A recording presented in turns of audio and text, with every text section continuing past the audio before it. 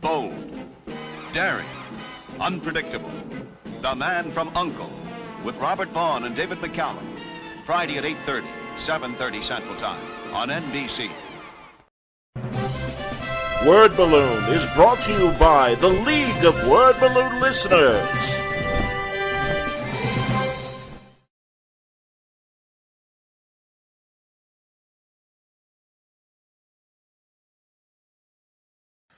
I just feel like your voice kind of comes from what you're absorbing. And certainly we've seen loads of people who just do a straight up imitation of the art styles that most affect them.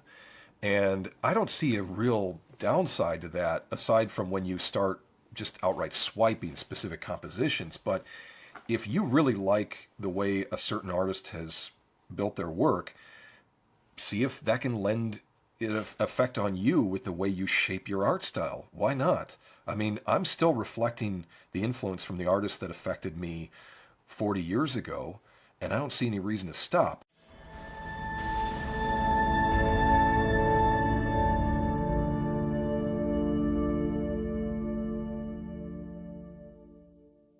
If you're here at Word Balloon, it's because you like comics, creators, conversation, pop culture subjects. Would you consider joining the League of Word Balloon Listeners? Patreon.com/wordballoon. For just $3 a month or more, you'll get exclusive access to the Word Balloon e-magazine, featuring transcriptions of some of my best conversations. When you subscribe, you'll also be part of the Word Balloon Book Club, where Brian Michael Bendis and I will pick a comic every month to review and discuss live with the League on this show. Join the League today, patreon.com/wordballoon. Thank you always for your support, League of Word Balloon listeners.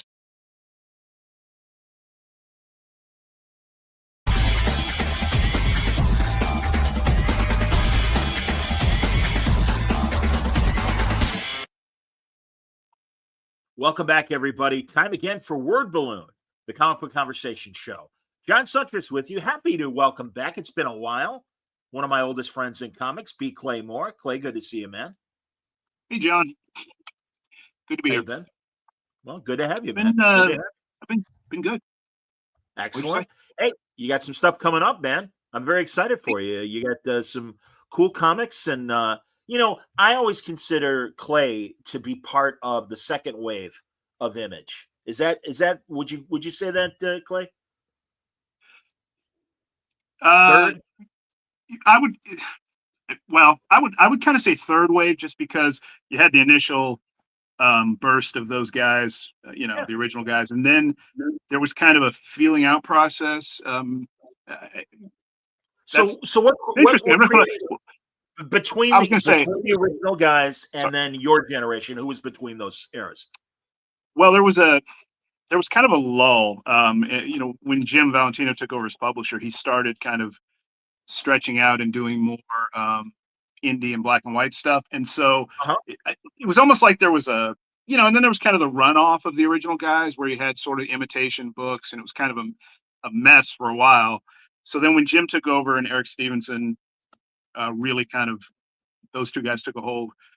I would say that the arrival of, I know where Kirkman is now, but I'm saying the arrival of me, Kirkman, and then Remender at the same time.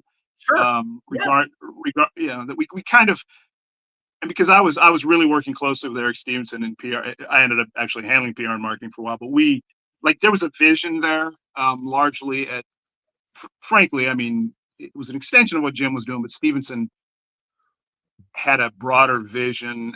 So yeah, it was those days. I have fond memories of those days. I mean, they could be frustrating, but we could tell.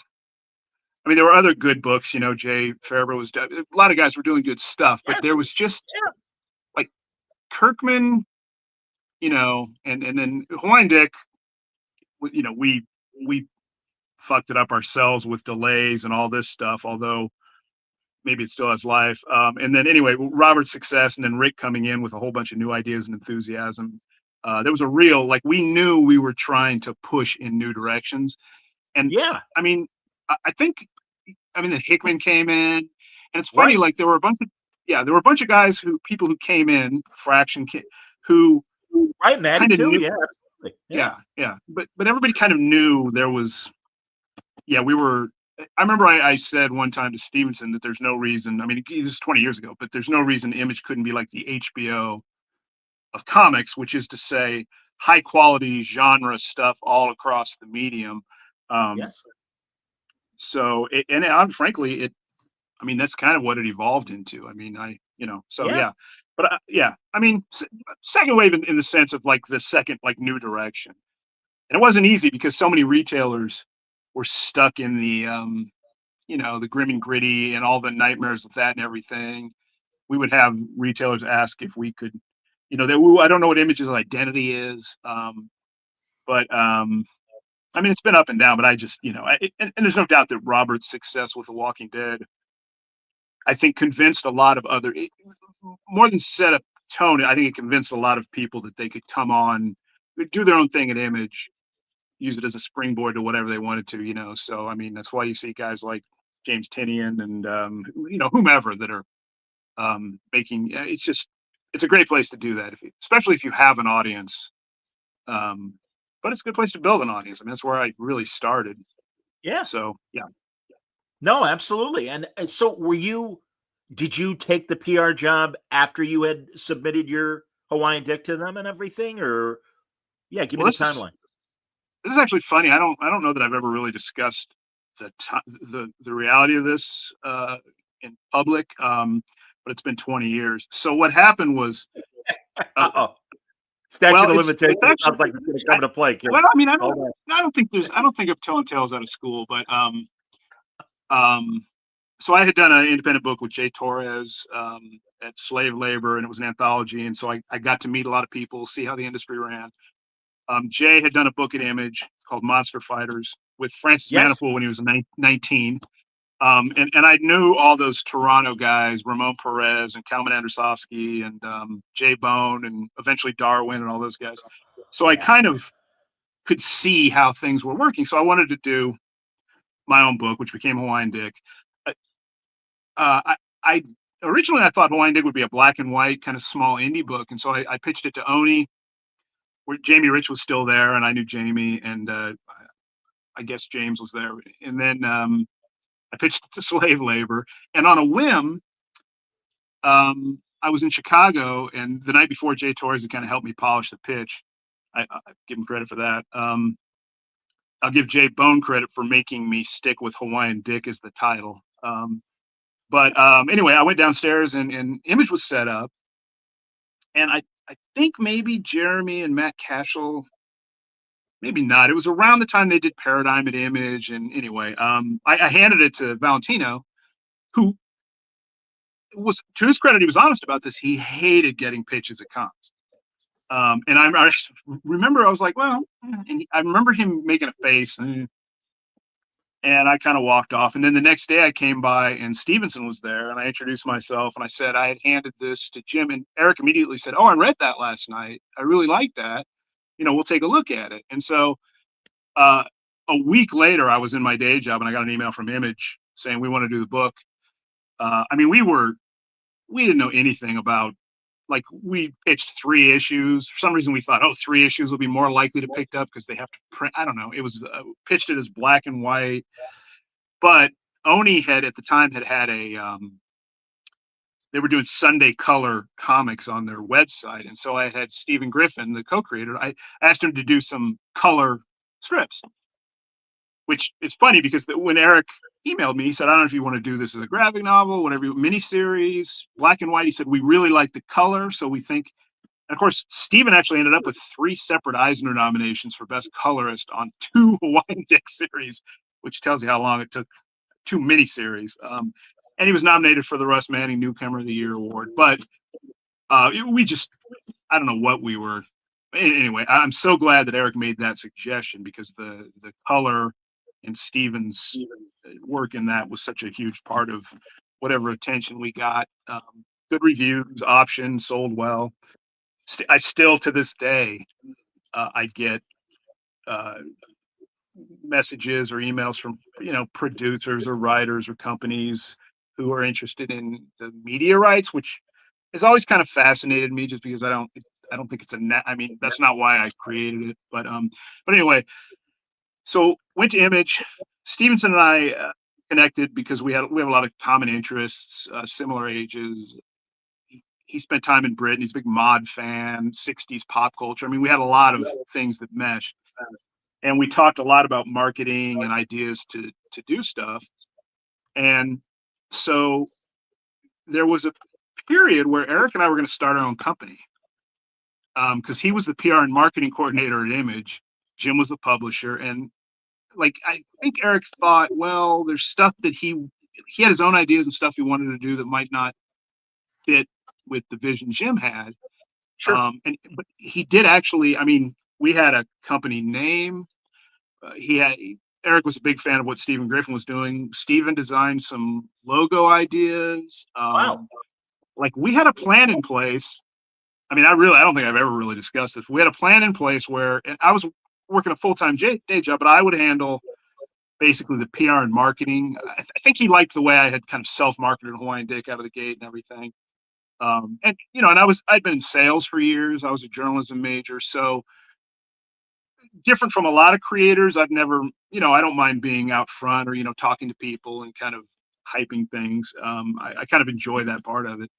Yeah. So he was going to basically be the publisher. He was going to, and he had talked to Jim. He actually had said to Jim, do you mind if we solicit something separately from Image under a different banner? And I think Jim was like, I mean, to Jim's credit, he's always kind of embraced the idea that Image it's not a prison. I mean, if you want to go do whatever. So, I mean, and one of the one book that we had kind of like started to drill down on is what eventually became an Image anthology called Four Letter Worlds, which people contributed short stories based on words. But that had started as a book we thought we would self-publish. I mean, I still, in fact, somewhere, because I sent them to Eric a few years ago, I still have like the marketing notes. And I mean, so it was going to be called 21st Century Modern. Remember, this is like 2003, so 2004 maybe. So 21st Century Modern, 21 Mod. And then Jim was replaced by Larson as the publisher, which I had no idea was happening. And I remember I was at my day job and Eric called me, Stevenson, and he said, this is what's happened. He said, I'd like you to take over my job as PR and I'll be editor-in-chief or whatever.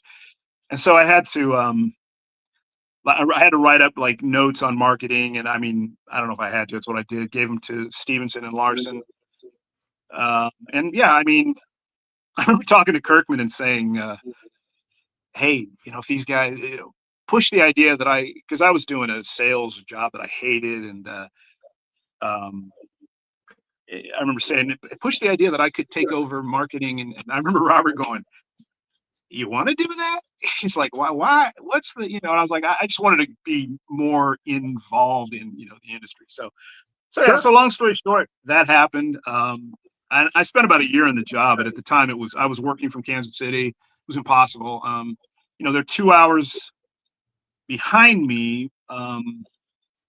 But also Eric Stevenson, we'd be chatting online and he could stay till 9 or 10. And it was just, and I was at the time, I mean, it took them a while to drill down on really how to make the company work more efficiently from where it was. But I was doing like convention setup, solicitation text, the book market, foreign licensing, PR. It was just, especially working remotely, it was impossible to juggle really. But it was a great experience. I mean, I got to know a lot of retailers, obviously a lot of talent. Philip Sablick, who's now the publisher at Ignition, I first met him when I was at Image and he was a Diamond rep. It was a Baltimore con, and I went early to a Diamond to meet with Diamond, and that's where I met Philip. And we've been friends ever since, and I'm elated that he's the guy who's handling publisher share at Ignition. But even just like James Robinson, who was one of the seminal influences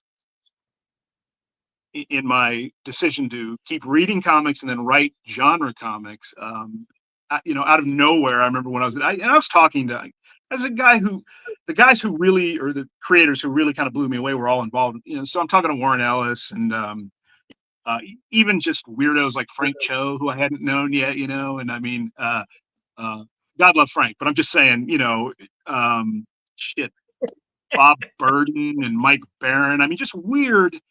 Like one time, Mike Barron was fascinated by the fact that I was working remotely, so he sent a postcard to Image to forward to me so I could let him know when I got it, stuff like that. I mean, I don't know. I remember all that. And Funny.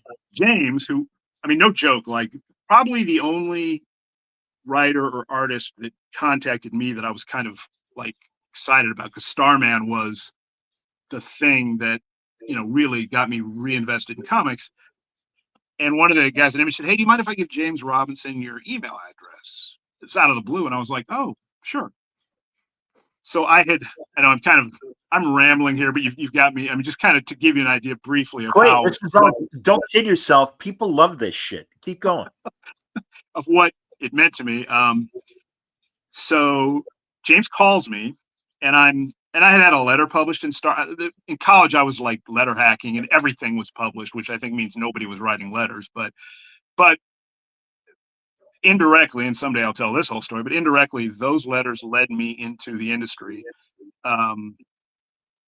But I'd written a letter in Starman, and it had gotten I got mail in response to it from like France and people telling me how, how they felt the same way about this book. And I had given a copy of Starman to my sister who didn't read comics, and she loved it.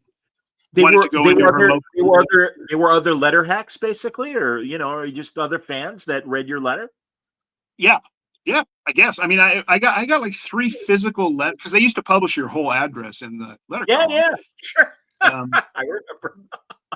Which is how I ended up in an APA, an Amateur Press Alliance, with Jay Torres and some Chicago area people. Invited me to that. Anyway, was Kyle in that? Kyle Fegley, was he part of that? No, I don't. You might know some of the Chicago.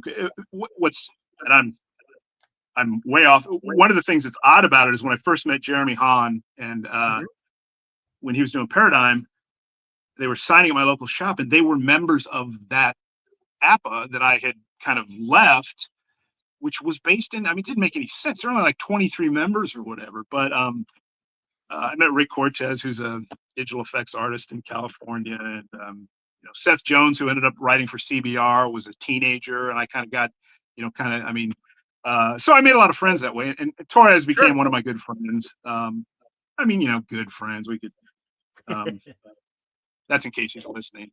But he's the one who kind of dragged me into comics. But anyway, so I told James that I had this letter published, and I remember him saying, "Well, I'm sorry if I don't specifically remember the letter." And I was like, "No, that wasn't the point I was making, But what had happened is a local creator, who shall remain nameless, had self-published an anthology that he invited me to be a part of.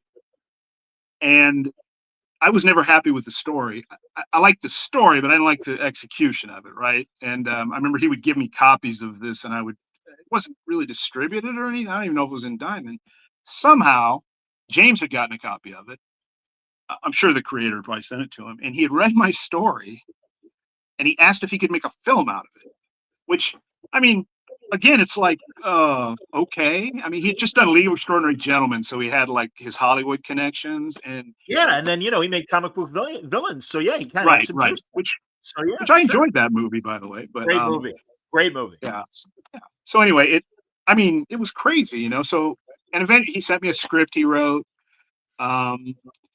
and when I finally met him in person, when I was working for doing some DC work, I remember meeting him at a party, and I was like, "James, I don't remember if you remember you had talked about this." And he said, "Oh, I made that film." I was like, "What?" And he said, "Yeah." He said, so at the end of the story, it's about the spy who is on the run, and he ends up in like his first love's house, who's now a suburban housewife. And so they have like these twin conversations. He's on the run. And when I wrote the story, he's being chased by spies, basically. Well, the artist drew these lurking monsters on the last page, which is fine. I mean, it changed the tone or whatever. But James told me that the reason he didn't finish the film is because he couldn't put together the special effects for the monsters at the end of the story. And I was like, anyway, and then, but James and I became good friends, and I was always flattered by his admiration for my work until I realized we have like the exact same influence. Like our DNA creatively is exactly the same. So Great. at a certain point, I was like, well, James, I mean, I'm flattered, but also we write, we have the same kind of, you know what I mean, when you see somebody who's so similar. So I mean, not that I'm still not flattered, but he just sent me a novel he wrote. But Oh, so wow. that was kind of, so that time at Image really helped me become a part of the community. Even though before that I had actually been talking to Marvel about doing stuff, and then I got sideways with Marvel because of my social media at Image. Yeah, so I got the job, did it for a year, and it was. I mean, there are some stupid stories about like how screwed up the logistics and stuff were. I mean, like I remember them. I didn't go to a con in, I don't know, it was LA Con or something, and we were supposed to like we were Top Cow's con person was supposed to, handle the shipping and everything. And Eric and Eric, they thought it was funny, but Larson was like, "We're sitting on stools," and I'm like, "Why are you sitting on stools? The booth didn't get here." So like, and I'm like, "It's not," And so they're at this con in California on stools with boards because there's no, a couple chairs they borrowed, and I remember thinking, this isn't going to, I mean, it's just too hard to, it wasn't my responsibility, but here I am in Kansas City, but anyway, yeah. And it was a great job in the sense that it got me to understand retailers, the direct market, conventions. Um, so yeah. So to answer your question, I think probably second wave. That'll happen. That's me. I'm always Clank, first of overstimulated. all, yeah. We've known each other at least 19 years, if not 20. So, like I said, Who says, you're my wait, first wave. who says 19 years? Why did you Well, say it's 19 well, and not 20? because I can't remember if we met in 05 or 06. I'm Wow. sorry. I'm precise. You I do come from math in radio. your head? Well, yeah. I don't know when we first met. I don't know. Well, I was in Chicago. I used to do Chicago. Well, Yeah. from like That's where we met. 96. Yeah. From like 96 until, I don't know, 2012, 13, until C2E2 launched. I was in Chicago every year. So I'm sure Yeah. yeah. So No, that's where it happened. No, I met you and I met Jeremy. And I remember Jonathan Glapian. That's when I first met Jonathan and everything. So yeah, absolutely. That's when all that shit started happening. Where I started networking because of the podcast. But yeah, man, and then not only Hawaiian Dick, but Battle Him with you and Jeremy. yeah, yeah. I have a What were you gonna say? I have a Battle Hymn original page somewhere Oh, here. fantastic, outstanding. I don't know. Well, regardless, Some- I love Golden Age Heroes, and I even love the spin that you and Tony Harris did on the core JSA guys and everything. The Liberty Files, right? Yeah. Well, no, it was And the whistling skull, but it was the Whistling Skull that we then. Yeah, that's another long story. Also, Tony Harris, who was the other half of Starman, just he reached out to. I'd never met him when he asked me to. He sent me a message and said, "Hey, would you be interested in co-creating a creator-owned book called The Further Adventures of the Whistling Skull and Brickfist?" I'd never had a conversation, and I said yes. And I mean, we crazy kind of Tony, but we just. I mean, it took us years to get it published, and I mean, it was a long process. But yeah, that was another one of those moments where I mean, I was like, God, if college me, who was about done with comics in my 14th year of college or whatever, if you told me then that James and I would become friends and colleagues and that or peers, well, sort of, I'm not James's, but and that Tony Harris and I would co-create a creator-owned book for DC together, I would have been like, that's bullshit. That's never happening. So and I should probably, I've got my Substack newsletter and my YouTube channel that I'm trying to sort of focus on again. There are so many stories about that stuff that are insane that kind of indicate how the industry can and can't work. You know, the Whistling Skull was pitched in 2007, published in 2012 and 13. Went from Wildstorm to DC. Because crazy. Liberty Files came out before it, right? Yeah, but it wasn't. But we only added the Liberty Files. It was I had already written it without the Liberty Files as a Wildstorm book, and then Wildstorm collapsed. Well, I mean, you know, they transformed into DC's. Yeah, they got absorbed digital. into with Jim. Yeah, Jim Right. absorbed it all into DC. Yeah, sure. And Ben Abernathy was the editor who was doing that. I did a book at Wildstorm waiting for that to happen called Casey Blue, and something Beyond Tomorrow. But yeah, when Wildstorm collapsed, Tony is like, I don't even know. He's like a bull in a china shop, but somehow walks out with China sometimes. I mean, it's crazy. And I'm a huge JSA fan. Like I screwed up my DC. I mean, I did a lot of work for DC over the years, but it was all piecemeal. And it started when Dan DiDio asked me if I wanted to write a Batman story about how Bullock and Batman first met. And he said, we also have this JSA classified book that needs stories. And I was like, I'm going to write a Wildcats, Batman, just because I loved the JSA. I mean, it didn't do me any favors with Dan, but it was Ramon Perez's first like mainstream DC or Marvel work. I had to talk them into Ramon doing the book, and I'm sorry, Ramon is fucking brilliant. Crazy. Dave McKay colored it. Well, and then I did a Superman book with Phil and Andy, which I was at a poker game at Tony Moore's house. It was a bachelor party. It was Tony and Matt Fraction and Seth Peck and Jeremy was probably there and Andy was there. And I was like, hey, would you guys want to draw a Superman story? I mean, if I'd been smart, I would have just said, okay, Dan, what do you want me to do? But there's no part of me that wishes I was a DC mainstay. Anyway. No, that was great. That was for the record, everybody. Superman Confidential, I believe, had that, and it was a Toyman story. Yeah, it was. This is again. I don't know. Like, I don't know how to break. I read your shit, man. Well, I appreciate it.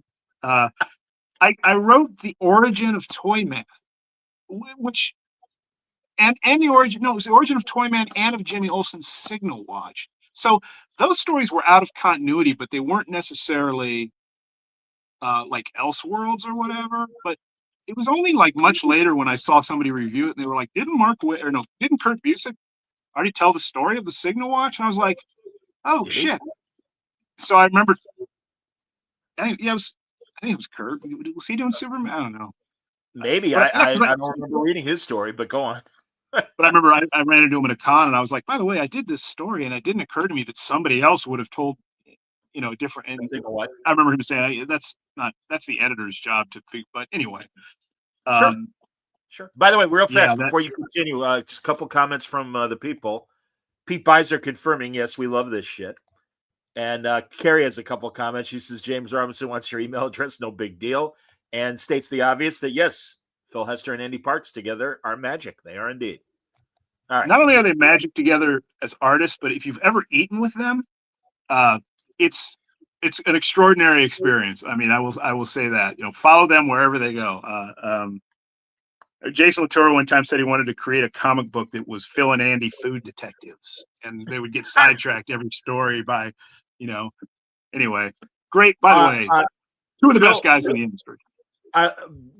Two more good friends, and Phil knew about a hot dog stand that I lived. It was right near Rosemont for Wizard Chicago shows, and it was like I'm like, you know that joint? He goes, oh yeah, they got amazing hot dogs, and they did out like a little hot dog stand. Always a line out the door, especially in warm weather, but even in cold weather. So go on. Yeah. Phil is. I mean, it's like no joke. Like Phil is like so fastidious about eating. First of all, he's a clean freak kind of. So there are dives he's gone to that I know he's brought he always has his. But anyway, we had dinner at Kansas City last year. A group of us. It was Phil and Jeremy Hahn, I think, hosted it, but it was Tim Seeley and it's a good crew. Oh my gosh, absolutely. I got there early because, or I thought on time because I had to deal with my son and nobody was there. And it's like 10 minutes. And I'm like, this is odd. And then Phil walks in first with everybody. He just has this look on his face. And I was like, I was worried about you. And he immediately was like, guess who it was and guess who it wasn't, you know? And I'm like, Phil was just, he couldn't believe that he was missing, you know, they were supposed to be here at this time and he was already annoyed. And, but just sitting next to him while he's ordering off the menu and everything is an entertaining experience. But that look on his face when he came in was just like, it was like radiating, like, I would have been here 20 minutes ago if not for Hollywood Han, you know. Great, you know, great crew though. Great, just Yeah. anyway. Oh my God. So, I Tony, appreciated myself with your group of guys and everything a few times over the years. oh yeah, Absolutely, man. I've told the story on your thing before, but when you were talking about when we first met, I always think of that trip to Florida with the Midwest, with the St. Louis guys, and it was me and Seth and Latour and Jeremy and Matt Kent and Brian Hurt. That was terrible con, but a fun time. You know, we had. Oh, anyway. we died. No, when I fell asleep on the panel. I wasn't going to bring that up, but yeah, I'll bring it up. What are you talking about, man? I made the face. This is for the audio audience to know what I was doing and why I was dying laughing when he was saying this. But moderating a panel with nobody in the audience. That's and true. He fell asleep. It was recording. We were recording it. Yes, when all the guys were when the guys did their anthology, Bad Idea, a fine Kickstarter campaign, and no, actually, this is before. This is before that. This was. Which also we're Bad Karma. Bad Ideas of. I'm sorry, Bad Karma. Yes, I'm so sorry because literally, I just had Stray Bullets, David Lapham on, and we were talking about Bad Idea because he does Stray stories Bullets. For them. So yes, of course. So no, Bad Karma, everybody. Excuse me. No, this is when me, Jason Latour, Seth Peck, Jeremy Hahn, Tony Moore, and Jason Aaron were trying to set up a virtual studio called Atomic Revolver. And so, so Jason and Seth and I and Jeremy were at the con. I mean, the con was, I don't remember what con it was. It sucked. I mean, like there was just no traffic, nobody buying anything, but yeah, so you moderated, but because you were recording it, we did the panel with literally nobody in the room. Yeah. And I just remember looking over at you and you were, it's like, John? Yeah. Go with us, John. We keep keeping you up. Yeah. I'm sorry. I am absolutely, totally true. So, everybody, absolutely. Wildstorm collapsed. Whistling Skull was in the works. I'd written the whole series. Tony calls me and he says, "Hey, I got an idea." He didn't want it to be a Vertigo book because he always thought it would be something like our kids could enjoy because we had kids that were younger at the time. That's fine. I would have loved to get really fucking weird with it at Vertigo or whatever, but that's fine. So he was worried about it going to Vertigo, and he said, why don't we see if they'll let us use the Elseworlds JSA characters in this book? And of course I was like, well, that's not going to happen. I mean, it was a creator-owned original concept, like the Vertigo Wildstorm. It's a singular concept that we own a chunk of, and the rights would revert to us at some point. So I was like, well, they're not going to. And Hank Canals and Ben Abernathy were like, that sounds good. And so I had to rewrite the whole thing with the JSA character, the Elseworlds JSA characters. So it went from the Further Adventures of the Whistling Skull to JSA Liberty Files. I can't remember the whole title. It was ridiculous. But anyway, that's a whole another story. We did through Zoop, we crowdfunded a collection of it last year with the JSA stuff stripped out of it, all the repurposed, I should say. So that's another thing that we now have the rights to the Whistling Skull, and we did a hardcover maybe 2 years ago through Zoop. Were you able to retain the images, or did you eliminate those scenes with the JSA guys, or did you rename them as other things? Well, it's funny. So one of the characters Tony had created whole cloth for the second Liberty Files series. No, I'm sorry. No, he had created a whole cloth for our book. Yeah. Okay.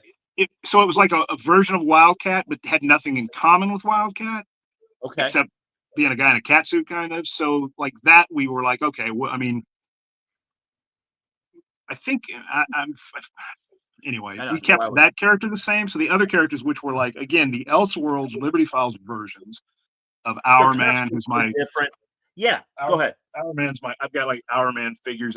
He's my all-time favorite DC I character love next to Our Man. Next Oh to yeah, Blackhawk. I love Black Hawk. Absolutely. Yeah. Yeah, and Doctor But no, Midnight. they had different costumes. Everybody, if you've never read the Liberty Files stories that they were, and that's why they were Elseworlds and stuff. So they were very period, very 40s, but they just didn't look like their classic JSA costumes. Right, they were similar. So what I did, so Tony was going to redraw the pages they were on, and I was like, well, why don't you just tweak the existing, and yeah, I did rename them, and I also because they didn't really use their powers a lot, like right, yeah, there were more mystery men than actually superpowered. right. People. So I also like the Dr. Midnight character I turned into I kind of flipped and this I don't think DC will sue me over this because that's what you do. You know, you take existing ideas and flip them around. But I flipped it from like he's not blind. His eyes are so incredibly sensitive that he has to keep them covered all the time. Or, you know, I mean, I kind of just, and then I explained it a little bit. Uh, like I said, Our Man being one of my favorite characters, I turned him into a character named Day Knight, DayKnight. So part of me's always been like, I mean, I'm not going to write a DC Our Man book probably, but I mean, part of me's always been like, well, if I ever want to, I can do like a dark Vertigo style Day Knight book that nobody will publish. But anyway, so yeah, so we did that, and they, I mean, I really couldn't believe it. I also couldn't believe I then had to rewrite the entire series. But yeah, and then that was another that launched strongly, and we ran into some issues unrelated to sales of the book or anything, but it was a good experience. I mean, in general, it just took years. I mean, yeah, it was like 5 years before it got published, and then 10 years later we did the Zoop once we got the rights back. Yeah, well, I'm glad you got the rights back, and again, no, that's fun stuff. That's cool. Would you after the Zoop now? Would you ever put it out as an image book or anything? I don't.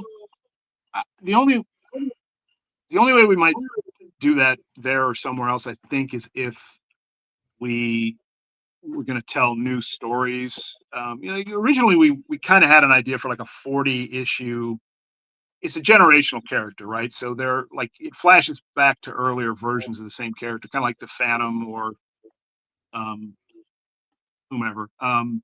Yeah. And so there, what we had, I think, wanted to do originally was tell the full story of this one iteration of the Whistling Skull. We, for some reason, we thought 40 issues. So now and then Tony will reach out and he'll, have an idea or ask for the notes we had, way back when about what we were going to do afterwards. It's possible. We're just both, very busy, and it would take doing other shit. Yeah, it would be hard to, I don't know, possibly. I mean, okay. People seem to like the book. It just, and I love the character, and Tony, I love his art like when I first saw Tony's stuff, it was very photorealistic, photo referenced. Yes. But the Whistling Skull is he really leans into his cartooning skills and stuff. And I love that stuff so much more. And then again, Dave McCaig colored it. Dave's one of the best colorists in the industry. And I just loved those pages. I mean, I still think it turned out a beautiful book, and the character designs and everything. So it's the Whistling Skull has a freaking, first of all, the Whistling Skull. Why? Oh, he's got a little tin like steam vent that whistle, and a monocle and a bowler. I mean, I just love that shit. And Tony somehow can make that. It's like he looks around his office or studio and is like, puts shit. Well, then he does. He actually built a Whistling Skull suit costume. I mean, the whole thing. I mean, but yeah. So that's what's fun about that. It's just you can get a little. There's a character in the book that is basically Claude Rains, the Invisible Man. He's got his head wrapped, and then you can tell like I mean, he raises his hands and he's got gloves, and then you can see there's a gap where he's invisible, right? So again, this is far enough down the road that I don't want to sound like I'm complaining. For me as a collaborator with artists, I'm always about it's a collaboration, right? Whatever I have in mind, even if it's my initial idea, is going to change when a collaborator comes on board. So I have a very hard time pitching concepts without having someone already on board to help me kind of make it, something unique, or I mean, it's also like having a built-in editor of sorts, you know what I mean? But so Tony, who can be, I just will do whatever he wants sometimes, which is fine, can be a challenge, right? I mean, like this is the thing I remember telling a couple people that were like, "What the?" Huh? And I was like, "You just you figure it out, you know." So this character is a villager. His name's Jonas or Jonas, and in the story, he's just a villager, like a guy whose daughter is, kid is kidnapped or whatever. So Tony sends the pages to me and to Ben Abernathy, and I get an email or maybe a phone call from Ben. And he said, "Did you know Tony was going to make this character the Invisible Man?" And I was like, "I did not know that." Because then when you see the pages, this random villager is clearly invisible with his head wrapped, and you're like, that's fine. But I mean, now we kind of have to explain it. And Ben was really kind of like, I think it miffed him a little. And Tony, to his credit, I emailed him or called him when I said, "So, hey, Jonas, the villager is now invisible." And Tony goes, "Ha! I knew that would fuck you up." And I was like, "Well, yeah, but I mean, but what happened was I used it to kind of inform the tone of the series, and I created, I think I created like an origin for it, and that's for me, it's a challenge, but it's more fun when Tony clearly had fun drawing this stupid, crazy character, so it's going to be more fun than So, Yeah. like I remember him. Yeah. I remember him. Random villager. Sure. Yeah. Yeah, I remember him asking me. The problem is, then we've now established that there's like a villager who's invisible. So, like now the rules of the world are a little different. You know what I mean? It's and the most important thing in writing is to establish the rules of your world, whatever the hell they are, and then stay within those lanes. Because as soon as you spin out of, like if you're watching Mad Men and the Invisible Man walks in, you're going to be like, wait a minute, that. But I remember him also asking me to add a scene where Knuckles, the sidekick, is trying to figure out why he can see parts of him and why he can't see other parts of him. So I don't know. I mean, just stuff like that. But I think if you read it, it's maybe you're like, oh, that's an interesting side, but it just adds depth and stuff to the world. But anyway, that was that was fun. And he and I also a couple of years ago did a comic strip for like a monthly newspaper style thing called A Kid in a Comic. That was an idea we had pitched to Dark Horse maybe 10 years ago, called Buffalo Monk, about a gorilla who's a sheriff in the Old West, and all the townspeople are anamorphic animals, like the Undertaker's a vulture, and but again, it's like one of those things that's in the back pocket, and 8 character designs and everything, and yeah, it didn't last long, but now we have like 4 or 5 of those strips. And I mean, again, Tony, he'll email me, "Hey, I'm talking to somebody about Buffalo Monk," and I'm always like, "Okay, let me know." Nothing dies forever. One of the things I'm doing right, yeah, one of the things I'm doing right now, as I'm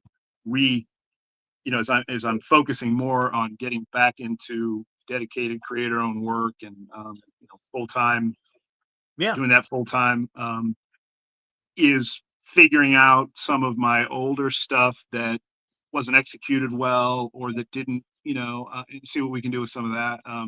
Sure. Bloodland, which I know is what we initially had started talking about, which is out in January from Ignition. That's a pitch piece, a promo piece that Mac Chater did when we initially pitched the book. That idea stretches back to 2005, maybe. Stephen Griffin and I had talked about doing a follow-up to Hawaiian Dick that would be like a dystopian American vampire survival story that we were going to call Suck, because we thought it'd be hilarious if Suck and Hawaiian Dick were on the shelf next to each other in comic book shops. We got as far as the title, and so proud of ourselves. And of course, that never, no one wouldn't have happened. But I'm sure we would have gone, into shops and been. But so that was like the genesis, and that was an idea that I've had in my back pocket forever.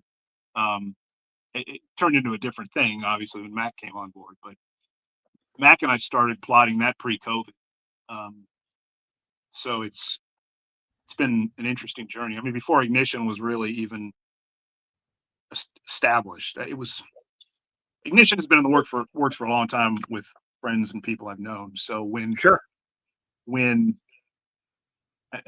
were actually going to do Bloodland somewhere else in an abbreviated form, and it dragged on so long. And then when Ignition officially opened their doors, and I was talking to them about what stuff I might do, the original publisher we had talked to was gracious enough to say, we have not handled this well at all. Take it.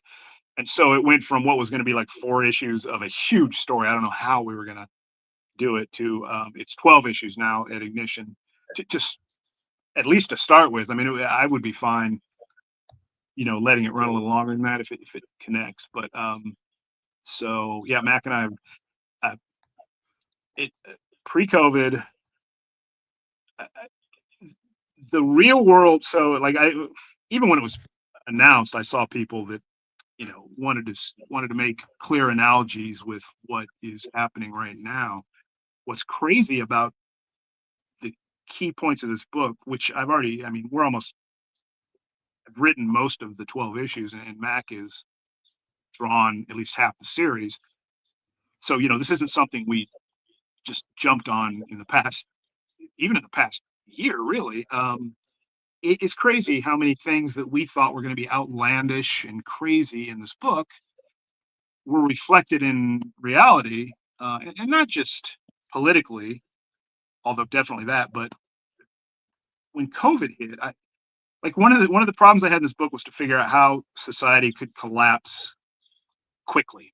And my initial thought was like, well, if somebody unplugged the internet, this country would collapse in a day and a half, right? But you don't know how far you can push the suspension of disbelief. And then freaking COVID hit, and the country shut down in 2 weeks, and it was like collapsed. I mean, essentially, most of the world. And I was like, oh, well, that could happen, But the book itself, I mean, tell us the pitch. Yeah, sorry. No, you're all good. So the idea is, my original inspiration was, in fact, it was during Donald Trump's first term, and I could tell he was desperate to hang on to the White House, And I mean, we can all speculate as to why. I think he was afraid of, being prosecuted or what have you. And, I mean, we know, right? We saw January 6th and all this. Sure. We plotted this before that had happened, but I just remember thinking, what if a president was so desperate to stay in power that he reached out to, specifically to like a European cabal of ancient vampires that the government would have known about, X-Files style, but the general public would not really have awareness of, which, if they exist, that's plausible. That I mean, Trump's always talking about releasing all these files of stuff that we suspect. So yeah, so that became the book, was and when we created like hierarchies and classes of vampires. I mean, like, I think because during COVID we plotted it out and worked on it so long. I mean, the pitch for this, which I think I sent you, was like 20 pages, which I don't recommend. But we just kept filling out the whole universe of the world of the story, right? And we wanted to center it on the character here is sort of the primary protagonist. She's the one we open with. In the middle. Yeah. And she's I'm aware that like people are going to read this. It opens in a hospital, and she walks out to a changed world, right? Which I know, which I in my mind is kind of a trope now. I remember when The Walking Dead did that right on the heels of 28 Days Later coming out, and it was completely coincidental. I mean, those had been plotted at the same time. Yep. So I thought, well, what if this woman has no idea how badly things have collapsed so quickly, and she has a baby, and then, I mean, spoiler, but she realizes she's in this really beautiful hospital, and she kind of realizes that she's been drugged because of the drip, and she's like she can't figure out why she's so fuzzy and unclear, and so she's a former she was in the army. She was dishonorably discharged. That's a story that we get into later. The army stuff is a reflection of some real world issues I had had with the way the military had often handled sexual assault and stuff in the military, and how often. I'm not condemning the armed services. I'm just saying very often there have been unreported or horrible assaults that haven't been handled correctly. Sure. So that was one of the building blocks of this character, who I wanted to be tough enough to overcome that and deal with it in a flashback. And she was actually inspired by a gal I knew who had been in the army, little bitty black gal,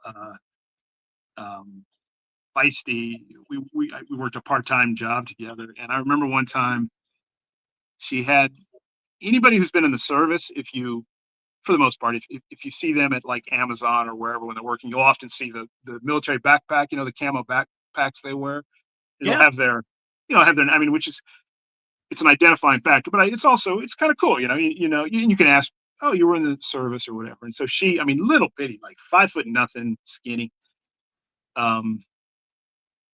But like I'd be with her and she'd be calling her girlfriend, and she'd get off the phone and be like, man, she didn't trust me for anything, that bitch. I mean, like she talked like dudes I knew who you know what I mean? It's which just because she was such a small thing, but I mean, I'm like, I wouldn't, I wouldn't mess with her. She had anyway. But one time I was out with her, and this convenience store, this guy stopped us, and he saw her backpack, and he said, hey, can I talk to you? My daughter is going to join services, and I'm just curious. And this gal was always very like she made the point that she got to see the world and learn things, and for her it was a great experience because she knew she was going to use it as a springboard to live a life, right? But so this guy stopped and said, hey, my daughter's I think is going to join the Navy, and I'm curious what you think about it. And I went over, and it's not, I'm not was doing whatever I do. And she came back over and she goes, so his daughter wants to join the Navy. She said, I kind of tried to suggest she join the Army because the Navy, those are some rapey motherfuckers. No shit. Wow. I was like, okay, all right. I don't know. Whatever, but that stuck in my head. It's this girl who you would think would be vulnerable, but I'm guessing she'd, break a pool cue off in your ass. But anyway, well, cool. That's your character's based on, because she's got some great action in this first issue. So she kind of inspired the idea behind this character who wouldn't back down from stuff that had happened, but she also now doesn't trust authority, military, blah blah blah. So basically, not really a spoiler. She has a baby, can't find a baby. She comes out of this drug-induced haze, doesn't know what's going on. She would have gone in like when the president Cross was flailing and reaching out and trying to establish, but she wouldn't have known that he had partnered up with basically what a group called the White Cell is the name of these European vampires, and sort of handed over a lot of the control to them. And then his own followers are, it kind of, once you establish all the parameters, like I'm talking about building a world, it all kind of falls, the structure of the world kind of falls together pretty easily. So wakes up, can't find the baby, and then she's walking down a hallway, and this will be a reveal, but I mean, she hears something odd, and she opens the door, and there is like an older vampire that is eating a child, and this shocks her, and so she takes off, and then she's chased by two orderlies who are like newly turned vampires. It's a new world she's in, and then she runs into some art students who are kind of a resistance, but more like putting up posters and flyers and stuff, but aren't afraid to smash vampires if they have to. Joins them, and then that leads us into this world where there are like 4 disparate groups of resistance / survivors that are kind of trying to, all with their own, like, this is the thing about thinking about this process is one of the original inspirations. I'd shown my son and his girlfriend Mad Max and the Road Warrior, which they'd never seen, which it was really kind of gratifying to see a couple teenagers just sucked into this thing that you had been sucked into. But I thought tonally it would be kind of fun to establish that there's a lot of loose cannons out there, right? But if you have different resistance groups that are, and you can actually see it even now, like as you start to see different ideologies turn on the people in charge, you realize that what they would like to see, they don't like what the country is, but what they want to see it become is maybe a little different from what you want to see it become. So so I wanted to kind of lean into that a little bit. So we've got like the 4 main groups are led by the art students that Heather, this character, joins, and we follow as they evolve. And then there's a former NFL quarterback named Son Cassidy, who's a Southern boy, and he's got a group of folks that are, more than anything, they're kind of living on the outskirts and kind of investigating and checking out, like when towns again, like this shit is like, this is all written, but I mean, because I didn't see this coming either, but like when towns have been actually invaded by little forces that the president has sent in, smaller towns that are offering some resistance. Sure. I hadn't even thought about any parallels with what's going on now, but they don't have a lot of folks, but they're, and they're cleaning up humans who have been a part of this. They have a real problem with, like if a town is Operators. Yeah. If a town is wiped out, and used an example of, and they find one of the guys who joined them, who says, "I just wanted my country," blah blah blah. So then there's a former colonel in the military who was broken out of jail basically because he had pushed back against some of the military. So he's got a group of basically ex-military operatives that are all, they've got they're stealing tactical vehicles and stuff and operating around and really kind of fucking shit up. And then the other group is separate. It's the Reverend Willis Hawk, who is like a fundamentalist, evangelist, Christian, fire and brimstone mixture of kind of our own version of like the extreme end of that. I say our own version because I'm not like, oh, this is this group or that group. It's more, I mean, you see that happen, right? Churches follow a certain, evangelical edict or whatever, and then as they get more and more power, they create their own, idea of how that should be, right? So this guy is pissed off that Texas won't secede, which I grew up in Texas partially, and you learn in Texas, Six Flags, you learn very early that Texas has been part of different countries. It was its own nation when it got sick of it. So the idea would be that he's kind of like, look, we're not, because he thinks the vampires are like straight from hell, basically. Sure.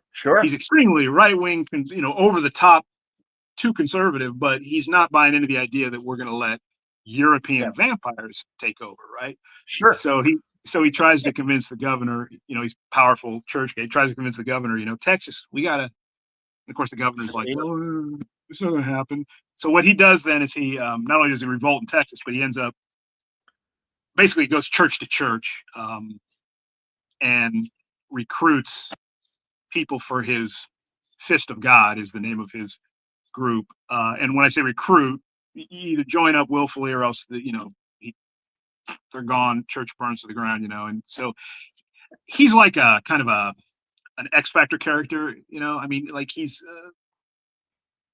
eventually most of the groups kind of are coming together. My idea with him would be that nobody really knows how to handle this group of true believers who think all the shit is coming down right now, who thinks who, when somebody mentions Christ, he's like, he's a little soft. He's a little soft for my taste. You know what I mean? So anyway, it's all that, and then we follow then we follow the stuff in DC, and we've got. I mean, when I say it's a big, getting 12 issues was just a blessing because we can take our time introducing the characters and telling, moving the story forward to a pretty good culmination. But I also have ideas about where it would go once we get past the 12th issue. And Mac Chater, who I should have talked more about, is Mac's British. He and I have similar sensibilities. When we first started talking years ago about working together, we were kind of like, well, let's do this, and then let's do something else, and let's do, like the AAA Sean Phillips and Ed Brubaker. So the first thing we actually started working on, it was the Last Flight Out of Wichita, which is a Distillery book that was supposed to debut this year, but Distillery has, the shape of the market and the direct market and kind of distribution shaking up, and then Chip Mosher and those guys launching Neon Ichiban, which is the digital service.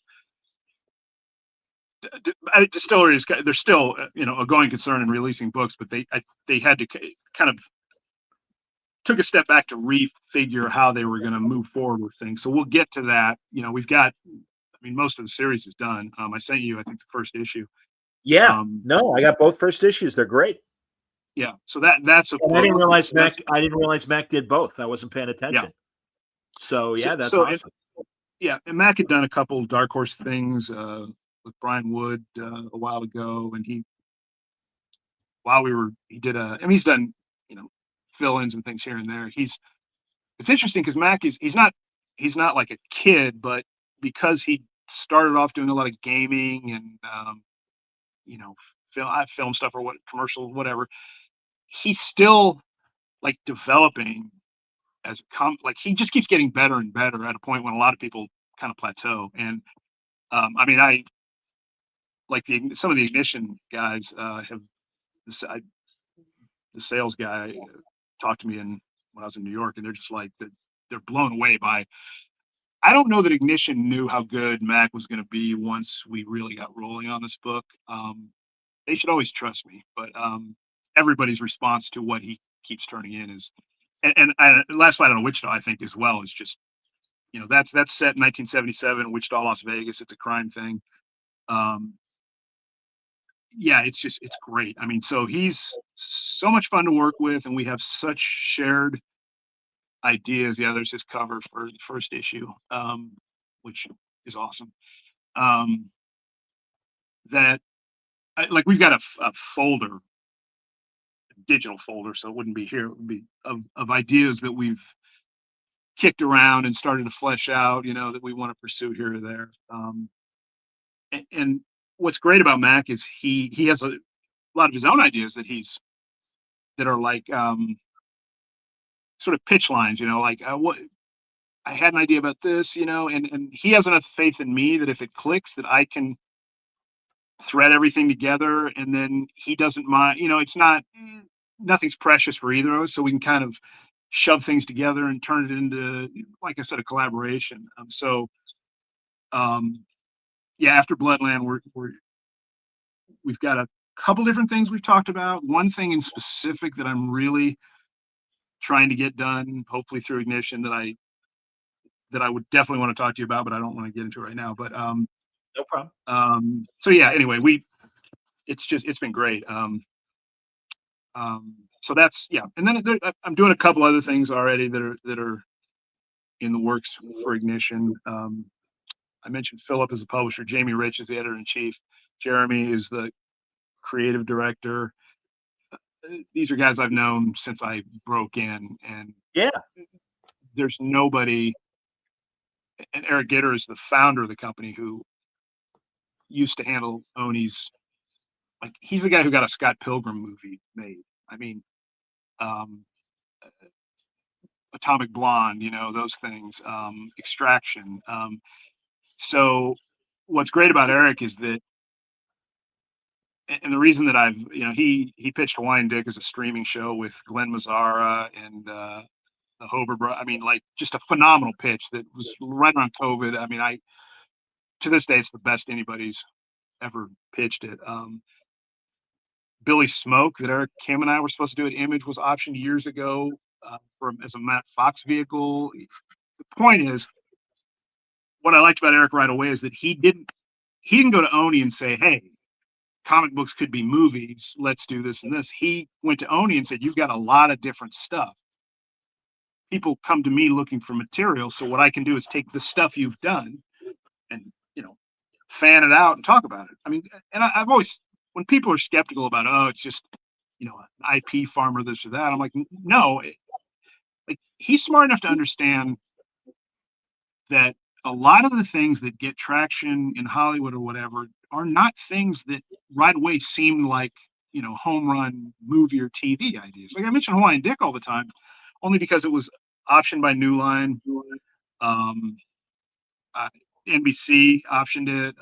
We pitched it as a streaming. Last year, Patrick Wilson was doing an interview after he directed that Insidious movie. Somebody asked him if he'd ever want to direct comic book stuff. And I mean, like, I started getting these messages. Sure, you saw the Patrick Wilson interview. I'm like, and he said, yes. There's a book called Hawaiian Dick, and of course the guy's like, I've never heard of that. And I'm like, well, yeah, because we had a Kickstarter that's 10 years late. So I put a halt on all Hawaiian Dick stuff and all individual crowdfunding until that's done, which, by the way, Great Big Hawaiian Dick will be out next year. Hey, great. Congrats. Which is extraordinary. And I cannot tell you, well, I literally can't tell you exactly what went, why that book ended up becoming such a nightmare, but it killed. I mean, I've talked to people individually and stuff, but generally it hasn't been worth it to kind of discuss stuff in public. But yeah, we figured out how to make it work, get it finished the way it's supposed to, fulfill it as it's supposed to be fulfilled. 100-page hardcover. And that will open the door for me to, that's Hawaiian Dick was kind of my, my baby. I mean, it's the thing I came in with and loved doing the most. And so being able, but again, when things went haywire with that crowdfunded project, which not necessarily through any fault of mine, but I realized, like, I had a publisher come to me and say, hey, what if we reprint? I let it all go out of print, Image, take it offline and everything, sit on it. Publisher said, well, what if we reprint the original stuff and do new stories, for money? And I mean, like, I'm great now. The last 2 years, I'm in the best place I've ever been in my life. But about a few years ago, not so much the case, and I was like, I would love to do new work with that for money, but I can't do that when this book is hanging. It doesn't even impact all that many people, but it's just, I just want to get that. Yeah, man. Yeah. No, people supported you and everything, and I'm sure we all respect that. Small bit of integrity. I don't begrudge anybody that was looking for it, being upset about it. I begrudge some complete pricks who didn't have any interest in it whatsoever, using it as a way to attack me because they don't like me personally. But that has nothing to do with anybody who likes Hawaiian Dick or ever read it. That has to do with a whole different thing, which isn't even about politics, but that's another story. That's about me making fun of some douchebag before I knew he was a cult leader. But besides, so anyway, yeah, and also crowdfunding. We crowdfunded the Whistling Skull through Zoop, but that's actually Zoop does all the work. So there's no, and the material existed. So I didn't have to do. I mean, literally, just I had to reformat. This is my own fault, I guess. But then when they were talking about they want to upsize the book, and so Tony and Zoop had come upon a format size and figured out the publishing specs and all that. And then I realized that it didn't scale properly. Okay. So I had to reformat 6 issues of the original art to fit. I mean, so I actually I did about 2 months worth of work on, and I had to read a letter of, anyway. But So the point is, Zoop that wasn't, that wasn't a risk. I mean, the way they do stuff is they handle everything, and the Okay. campaign, and but beyond that, I haven't. I really think crowdfunding is a key arm of the market now. I have direct market is an arm. The book market is an arm. Direct sales is an arm. Digital sales is an arm. Is an octopus I'm talking about, I guess. But Yeah. and Yeah. crowdfunding, which there's so much pessimism all the time about the industry, but I just think it's misplaced. Partly because at its best over the past 20 years, we're still reaching a fraction of people that might be interested in reading comics because of the limitations of the distribution. So, Agreed. so, and I would never root for the direct market to fail, but there are so many great retailers and great shops, but there's not enough of them. They don't cover the country. And I'm sure you've seen, like, okay, you're in Chicago, you've got Chicago Comics. Is Quimby still there? Yeah, Quimby's Challenger, still there. Challengers, you've got certainly. great, No, right, we've got literally dozens, and I'm right, thrilled. But no, right. there are comic book deserts out there as far as the direct market goes. Absolutely. Well, yeah. I mean, my son is going to school in a town of 20-some thousand people, and the nearest shop is an hour and a half away, and it's a gaming shop that has comics in the basement, which it's a Sure. college town. I mean, there's like Sure. 10,000 kids. So I've always thought, and I would get some pushback, but I've always thought if we just make the books easier to get a hold of beyond the direct market, and people look at manga. Okay, manga did not boom because of manga shops or comic shops or whatever, right? But you go into Barnes and Noble and there's 15 shelves of manga, right? So because of that demand, if you know what you're doing, manga's tricky. I mean, it's hard to stock manga freshly as a comic book shop because it's hard to get volumes 1, 2, 3, 4. You know what I mean? They Yeah. churn them out. I understand there are reasons that it's hard to do, but my point is, if you can do it correctly, you think kids that are shopping at Barnes and Noble wouldn't rather go to a shop? You know what I'm saying? So it specializes in selling manga. Yeah. Yeah. Sure. So I'm encouraged. I was at Barnes and Noble. Point to Barnes and Noble, which is sad only because there are very few other book chains left anymore, but different Barnes and Nobles have different, like, their comic. Anywhere you go, if you love comics, go into the local Barnes and Noble, because it'll be different from any other Barnes and Noble, because they now have the autonomy that their managers can kind of. It's not like company-wide ordering. It's like they can order stuff to reflect their clientele. So I mentioned Wichita as the setting for that book. If I have a hometown, it's probably Wichita. I went to high school there. They have a Barnes and Noble in Wichita that has just a phenomenal graphic novel section. I mean, it's floor to ceiling, like maybe 6, 7 sections, very heavy on graphic novels, independent stuff. The Marvel and DC stuff is minimized, which I think is key to the industry thriving, is get those guys where they need to be. Sure. The Barnes & Noble locally that I drop in now and then, I noticed the last time I was there that the independent shelves now outnumber the Marvel and DC shelves. Great. And nothing against Marvel and DC, but the industry doesn't grow if Marvel and DC are always the Clay, bellwether. absolutely. 20 years of doing this, and it's what brought me back to comics was all the independent stuff.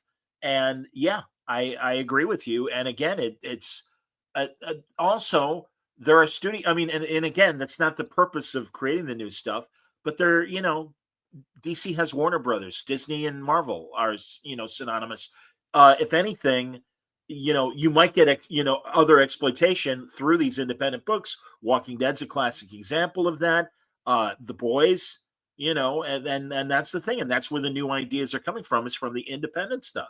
So yeah, there's already a system for DC and Marvel. That's fine. Right. But, and especially, just the fact that other genres were being explored in the early 2000s is what brought me back to comics.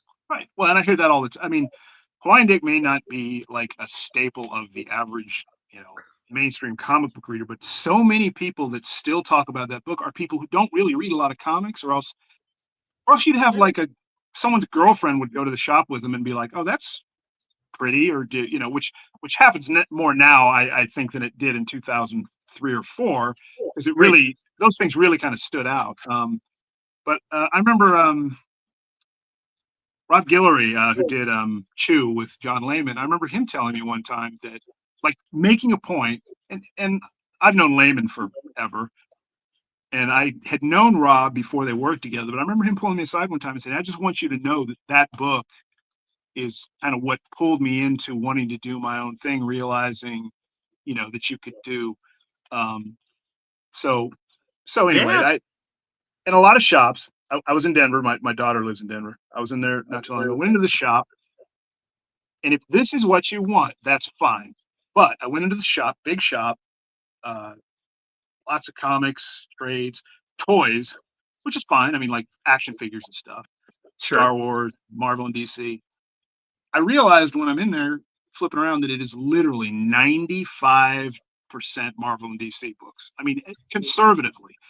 In the middle of the store, they have a shelf of trades that are Image, but it's basically Kirkman. I mean, I don't even know if they had much of Rick's stuff in there, which is great for, Robert and people who want to read The Walking Dead and Invincible. That's fine. I love that.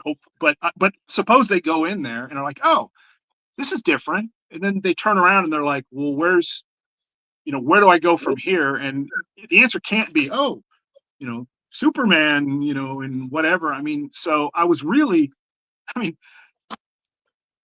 again, I'm sure it's a successful shop, and if you love Marvel and DC, and especially Marvel and DC action figures, Star Wars action, it's a killer shop. I mean, and I did buy an EC. They did have a section with the EC, whoever's publishing The the Oni collect. stuff, the new Oni stuff.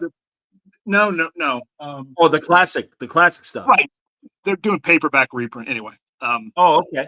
All right. So I bought one of those, and then I bought, my son was like, "Oh, I'd like to read Silver Surfer," so I bought the Silver Surfer. Then I put him down, and the guy behind the counter, perfectly pleasant. He's like, "Oh, the classic stuff." And I'm like, you know, like a housewife who you didn't have her favorite. Oh boy, let's back that up. I don't want to stereotype housewives, but you know, um, you don't have the favorite brand or whatever. But I didn't explain it. I was like, yeah, it is classic or whatever. Put it in my bag and leave. I'm never going back in that shop again. Just because I can't believe that a shop with that much Marvel and DC that seems to be doing so well can't integrate other stuff in that then would keep people.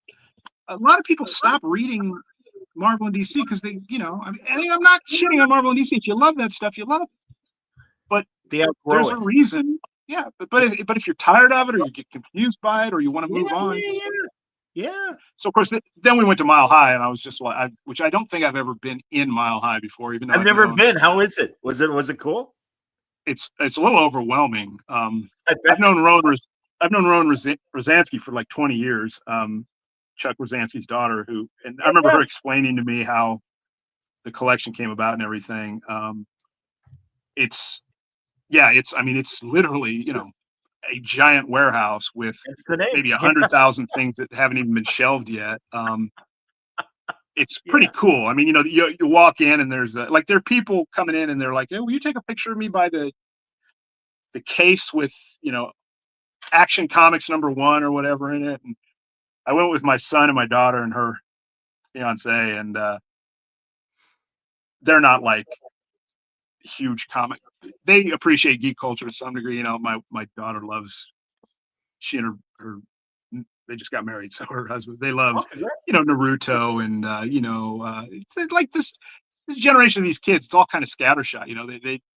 They'll watch K-pop or listen to K-pop and watch just like they will anything else, which is another reason I think we can get comics into more people's hands, because they don't discriminate so distinctly as, that if it's cool, they'll check it. Like my son, who's a football player and originally went to college to go play football, he's fully like Squid Game. He loves, and then he starts investigating other like Korean shows and stuff, and then The Walking Dead.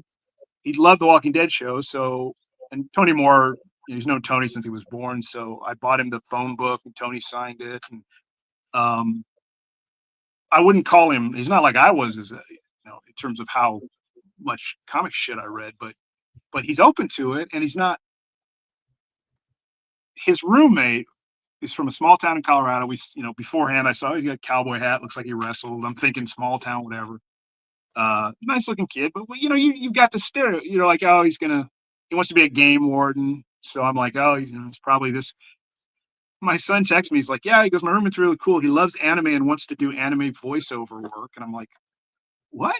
So then I met him for the first time, and a super personable kid. He's working on. I mean, like hoodie, like looks like you would expect like a jock kid to look like or whatever. He's working on Dungeons and Dragons characters on his computer that he's hired an artist to do designs for, and tells me he's going to get my son into this manga or that anime or whatever. And I'm like, I don't think we're taking advantage of the fact that everybody's mind is so much more open now about all this stuff because they've been exposed to it. That if Dungeons and Dragons, like he told me he got into anime and manga because he loved Dungeons and Dragons, so it led him into. So he's looking for those, not a specific thing, but that world, right? Yeah. So I just, having kids helps because you see how they are exposed and what they enjoy. And I'm just continually frustrated by how we just keep, working to reel everybody back into an existing system and then afraid to do something new. Yep. So half an hour later, my point was about crowdfunding initially, which was, don't tell me that the comics are dying or the market's dying when I can go on Kickstarter and see people making, enough money to live off of 1 year for a concept that you're not all that familiar with, but people like 1,200 people support. It's like they're out there. We're just not reaching people. And so if anything's dying, it's not potential enthusiasm or a potential readership. It's our inability to connect, Awareness. The Walking Dead is a great example. The Walking Dead is a great example, not only because the TV show became the most successful show in history, and Robert, ran with it and figured out how to build. I mean, Robert, Robert's built that way though, but having been at Image, in fact, I was at Image when that book took off. I was a PR guy. Before the TV show, I remember telling people, well, he's selling enough copies of this book, 17 to 20,000 copies 10 times a year, plus the trades. I'm like, he's making a good living off just that. But when the TV show came out, the comic book exploded to the point where friends of my wife's, I remember, that had no interest in comics or whatever, they're getting the Walking Dead phone books for Christmas and shit. You know what I mean? It's just like, yeah, I point that out just because you just got to, once they understand that's the origin, I also think a lot of comic book people have some hidden shame about the medium, it's sure. Well, come on, man. I mean, the nerds. I mean, we were all the nerds, and it wasn't until the last 20 plus years that suddenly now it's like, no, I don't know how to break it to you, but we won. And it's like, no, this is today's pop culture, and this is where the ideas for these things come from. Again, not the intent necessarily, but the awareness certainly helps, and Walking Dead's a great example of that. Right. And I moved around a lot as a kid, and when I first read comics, it was young enough that we were like it wasn't like nerd shit. Then I moved to like Dallas, and it was nerd shit. Okay. Then I moved to Kansas, and nobody else read comics, so it wasn't nerd shit because there was no reference point. Like I never stopped reading comics when I found girls or whatever because okay, they thought it was like creative, sensitive, you know what I mean? And I was kind of like, oh shit, I get to read my comics and hang out with girls and date, yay. So, but I still find myself, I will admit, you like when people ask what you do, yeah, you say writer, and they say, oh, what do you write? And there is that little hitch where you're like, it's not. What I've realized is if I just say, oh, comics, people are like, oh, cool. But I'm always hedging it with, like primarily comic books, I do my own thing, or whatever.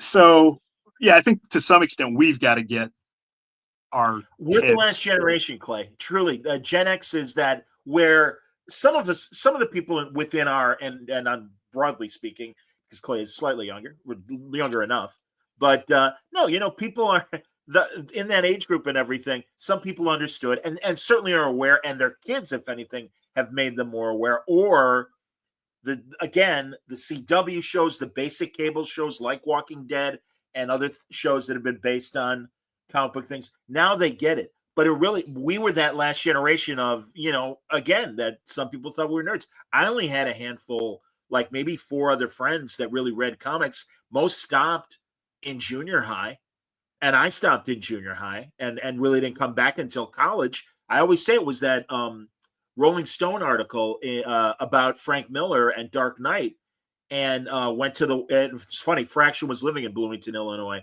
We went to the same comic book store, and yeah, all of a sudden I saw these ads for Watchmen, and I read the article about Rolling Stone and Dark Knight, and I'm like, well, that I mean, my God, Dave Gibbons' art, incredible, and the concept was fresh and interesting.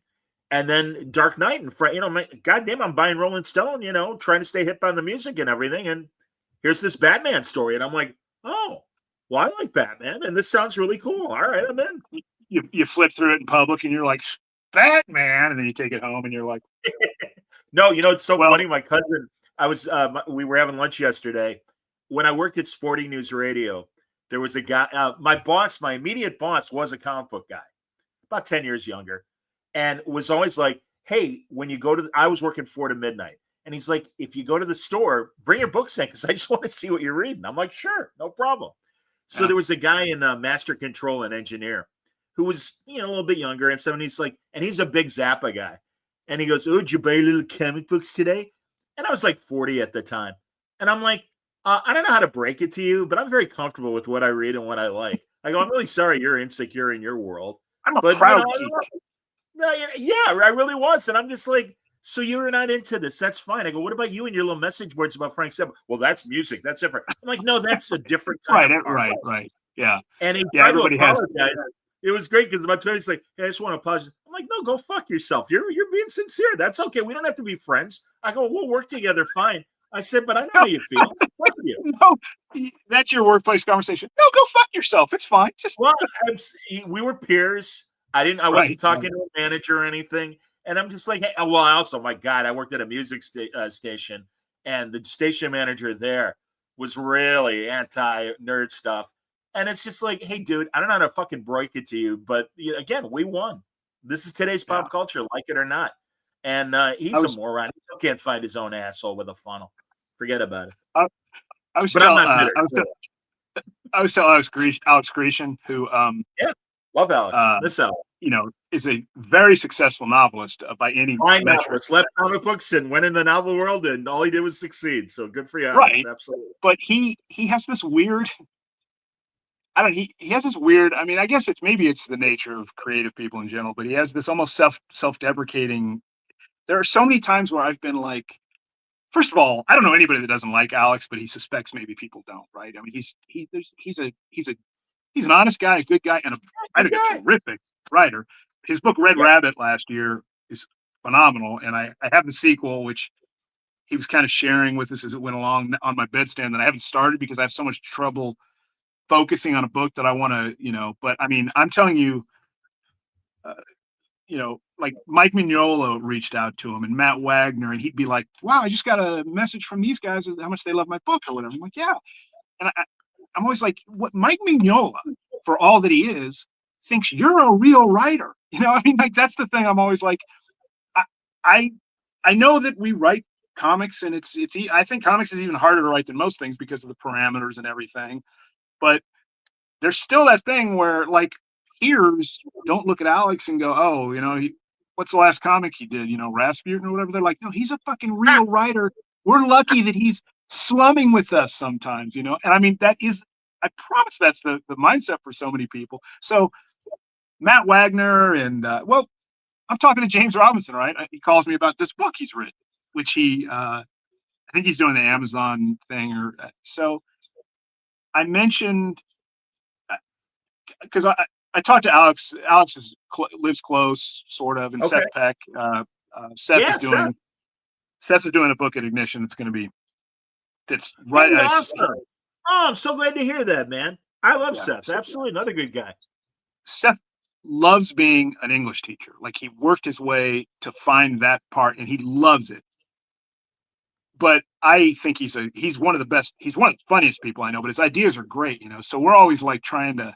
It's like It's just weird because, like, for both Alex and myself, it's like, if I can't do this, I can't be an English teacher. I mean, it's like I can't do anything else because there's this like thing in the back of your head that is like, why are you not, why aren't you doing whatever? I mean, it's hard to explain. Not to me, but go on. but Seth would often say, well, I don't know, why doesn't he do something else or whatever? And we'd be like, why aren't you writing? So anyway, because Jeremy's involved with Ignition, and he and Jeremy did The Realm together. Yeah. He had I don't know. I guess they haven't announced that he's involved yet, but I mean, I'm just saying it's a genre that I actually had kind of pitched something in. And then when I realized he had pitched it, I was like, he's way better. It's his thing anyway. Good. But that's great to hear. Yeah. But so I missed when I was talking to James, I mentioned something about Alex, and James a few beats later goes, I'm sorry, did you say Alex Grecian? And I said, yeah. Oh, because I think I had just finished Red Rabbit or something. He said, he's the one who wrote the Scotland Yard murder mystery books? And I'm like, yeah. And he's like, oh my God, I'm such a fan of those books. They're so beautifully written. And I'm like, oh. And I said, he goes, I've got Red Rabbit. I haven't read it yet. And then he said, creators' brains also, I don't know how they work sometimes, but he said, that's when he told me he had I'd written a book. Would you mind if I sent it to you? And I said, what, to have Alex read? And he goes, no, for you to read. And he was kind of like, now that I know people who write books, or you read books, I'll send you this. I'm like, well, why wouldn't, I don't know how to explain it. It was just a weird, because I knew Alex, he's like, oh, I have a book, but anyway, so he sent me the book. But again, that's one of those great chances where I'm like, hey, Alex, I was talking to James Robinson the other day. Turns out he's a huge fan of you. I mean, it's just sometimes I have to be like, you just have to accept that you're a successful, popular writer that people enjoy. I'm sorry if that's not what you want to hear, but anyway, we all, everybody talks about imposter syndrome, and I think it's more about hedging your bets. You never want to tell everyone you're here just in case the house gets pulled out from under you or whatever. So. Exactly. No, I get it. I absolutely get it. By the way, always, and I meant to say this earlier regarding Mac, Clay, I don't know how you do it, but truly, you find these amazing collaborators, and their art style is just great. And you've got a good, like you said, your built-in editor. You've got a nose for this stuff, and you know what you're looking for. Well, yeah, there's two things, and this is stuff that people ask about enough and talk are interested in. That I started a YouTube channel like 7 years ago, and I had a few videos up, and there was like 800 subscribers, but until the past couple months, I hadn't put anything up there at all for years, because there's a point where I'm like, I can't just casually throw shit out without focus and everything, right? It's one reason I'm kind of now, get fully back writing full time with focus on my own projects. Okay. I tried to do that pre-COVID. Like, I did a book at Aftershock called Miles to Go, which was going to be the first, but then COVID hit. Right. Like, Bloodland was there at the same time. Aftershock, fortunately, was still, letting us work and paying us, so it helped. But COVID really kind of screwed up my master plan there. And then personal, I had to get healthy relationship wise, which I have. I hear you, man. But so the channel originally was going to be like talking to people about questions they have about comic books, creation, whatever, writing. It's called The Comic Book Writer. The one video I have that had 12,000 views or whatever is about formatting comic scripts. And I realized, there's people, that's of interest to people. If I have a casual channel that I haven't updated, the people are, so I have a Substack newsletter that as I move forward, the focus is going to be to start with advice, opinions, information about creating and writing comics and what have you. And then, obviously I'll talk about what I'm working on. And then I want to piggyback that on with videos for the YouTube channel that kind of complement each other to some degree, just because Sure. I think that's of interest to people and I like to talk about it. Absolutely. So when it comes to collaborators, that's a thing that I always, when I came in an Image, which is very famous for, and it's still that way. You can pitch Image cold, and if they really love it, they don't care who you are, they'll publish it, right? That's how they didn't know me. Hawaiian Dick, Steven, non-entities, and they just, they threw a lot. I still have. It's funny. I was going through my old files, and like when it was initially solicited, Stand by, zooming in. I'm sorry, when it was initially solicited, they had us do. So this page, I just remembered this. This is a preview page for the book. Uh-huh.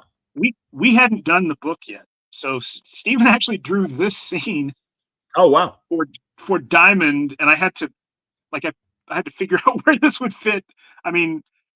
Again, this is right out of the gate. I didn't understand quite as much as I do now about how important it is to get the shit done.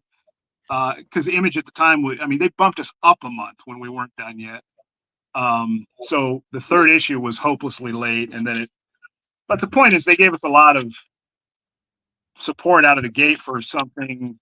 That we were nobodies. I just found all this stuff. I didn't know I had it. It's kind of fun. I still have my black and white little word balloon magazine that you and Steven were very kind and gave us the character study of what's his real name? It's not Dick. Bird. Yeah, Bird. Thank you. Yeah. I couldn't remember Bird. Sorry about I forgot all about that. Yeah, like I still have the Entertainment Weekly with the Hawaiian Dick review in it and everything. There you go, man. Absolutely. Johnny Knoxville at one point, everybody I had an option on Hawaiian Dick. So, and he was actually involved as a producer in the streaming pitch. Oh look, G.I. Joe with new covers by Mike Norton. Hey kids. I'm sorry, now. Oh, look what else. Look, John. Stand by. Brian Bendis. There he is, total sellout. Absolutely. Hello. Do you have? You probably have this framed on your wall, right? Give me a break. underneath your frame picture of Bendis. No, we just have our book club every month. That's all. So I will say, total sellout. Pretty good book. It's hilarious. Come on. That and what was the other one? Where he's going to throw all his pitches. That total sellout. Oh yeah. Fortune and Glory. Fortune and Glory. Fortune and Glory. Yeah. Hilarious. See? I got into Bendis. I was really funny. Mainly into Bendis when he was doing like Torso and shit like that. Sure. Oh yeah, man. My point about collaboration, which I think is what I was trying to talk about, was so at that time I came in through Image. People saw that as the kind of gateway, right? So like when we had Image message boards, the thread, the Q&A thread about submissions, it was kind of an in joke. It was like thousands of posts by hundreds of people, almost none of whom were ever actually gonna get off their asses and put a pitch together, and the questions would be stupid. I'd always be like, just if you have something great, they're not going to say no because you didn't match the exact specific. Like my pitch for Hawaiian Dick was not in any way what Image asked for, but nobody's going to be like, well, I'm sorry, but we wanted 4 story pages and you gave us 5.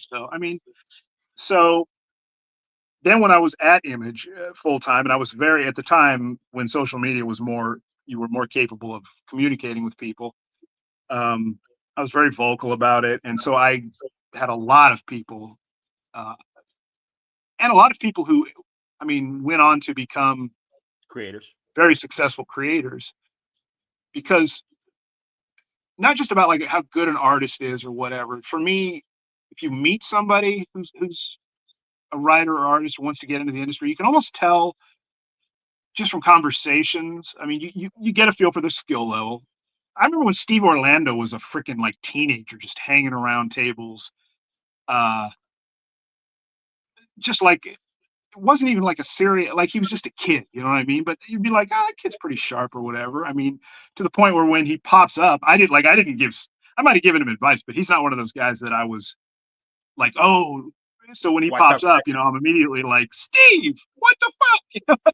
This is you. This is what you. But I always made myself available to people because I really think the industry flourishes when people with unique voices and creative drive to push new things, Agreed. uh, writers and artists. So so yeah, it was important for me to be available, give people my opinion for what it's worth from what I'd seen, and I had seen how Oni Press processed and approved things. I had seen the whole image process and why things worked or didn't work. Um, and I have, I'm a writer. I mean, I think Yeah. I understand the structure of it. I understand pitches. Yeah. Anyway.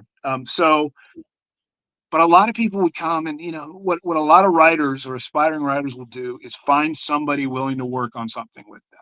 And that's like their criteria. And so I would tell people like this, do not pitch this. This guy isn't the guy to tell this story. This is, and you can also tell, I think you can tell, it's rare when somebody develops into a terrific talent that you couldn't have seen the kernel, even if they weren't there. You know what I mean? Yeah. Um, uh, Stephen Griffin, well, Stephen's kind of a weird genius, but it's funny, like the one guy, and I'd probably tell him this, there are two guys that did emerge into, I think, just brilliant artists that I think I've told both of them. I'm gonna be honest, out of the gate, I wasn't. One is Chris Mitten, who when he showed up at Oni was this really cute kid, super nice and I remember thinking, his drawings, he can tell a story, but I was like, but I think we just all like Chris because I think Chris has emerged into just like a crazy talented stylist and artist. I mean, he's so good. He's doing a cover for the first issue of Bloodland. Oh, that's great, man. Hey, that's Yeah, awesome. yeah. I 'Cause love it. He yeah, lives around me, but we never see each other because he's got a family. He's busy and stuff like that. But and yeah, he's the George Clooney of comics, everybody, Chris Mitten. he's one of the nicest guys too. Great guy. Great guy. Well, like this is from Bad Karma. This is a page he drew Stand by. um, Yeah. for old dog. But I mean, like, if you had Old told dog. me, Sure. yeah, this is 10 years ago. But if you told me when I first met him that he was even going to be capable of this, but he's smart. He works his ass off. He Yeah. appreciates art. And then the other guy is Doc Shaner, who, Evan. Incredible. yeah, I remember Jay Torres. Again, I'm just going to tell a story because I was wrong. Jay Torres asked me kind of early in his career, he's like, "What do you think of Doc Shaner?" I was like, he's working in that kind of style, like guys like Nick Darrington and to some degree Darwin. It's like kind of in there, but I'm not sure.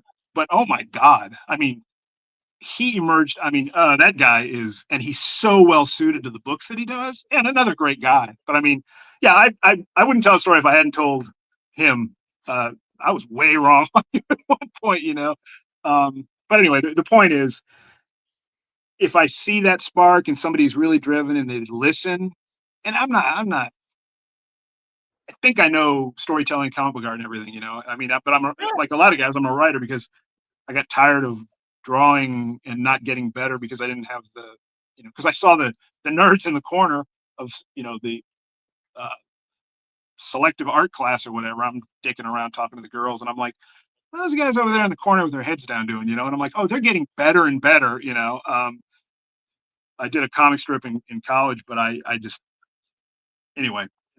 So I mean, the point is, I appreciate art. So Yeah. I know enough about how the medium works and how to tell stories innately that I can give you advice on what you're doing well or what you're not doing. If you listen to me and agree with, and it's obvious stuff. I'm not talking about, I mean, these like continuity storytelling, camera movement, just stuff. Yeah. If somebody who's talented listens to me, and I can see, oh, I mean, if a really good artist, has some fucked up story pages because he doesn't understand quite how the language of comics works yet. If that guy listens to me, and he knows he can draw, if he listens to me and says, "Oh shit, yeah, if I move the camera, it's more dynamic," or whatever, then I'm like, yeah, this is a guy. But when somebody is like shaking it, well, no, because this is what I want, or this is my style, blah blah blah. You're like, then it's like Eric Larson is so notoriously hard on people when he gives like I wouldn't. I mean, people gather around at conventions to listen to Eric tear people new assholes, and he once told me, he said, yeah, it's like you're the toughest guy on the block, so you just think you're ready to go fight Mike Tyson and you don't need to train anymore or whatever, right? It's like these are the best, their families tell them how awesome they are. So if they can withstand that, and there's truth in that.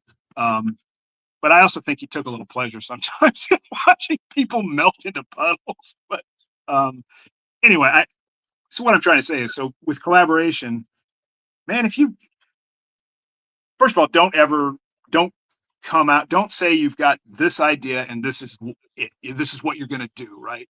You have to, no matter what you're doing, have enough faith in your ability to build worlds and create stories that if your first shot that you think is the thing doesn't work, you can learn from that and take it and build something that does. And put it in your pocket and I mentioned Miles to Go earlier. That's two different ideas that I had over the years that I put together and turn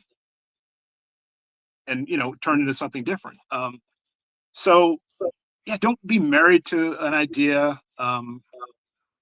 People talk about not creating like new characters for Marvel or DC or work for hire places, right? Because why would I give them my attitude about that? My attitude about that is like, fuck it. I mean, not that I've done a lot of it, but I almost every time I've done work for hire for long, I've kind of created. I did Savage at Valiant, right? Which Bill Sienkiewicz cover behind me.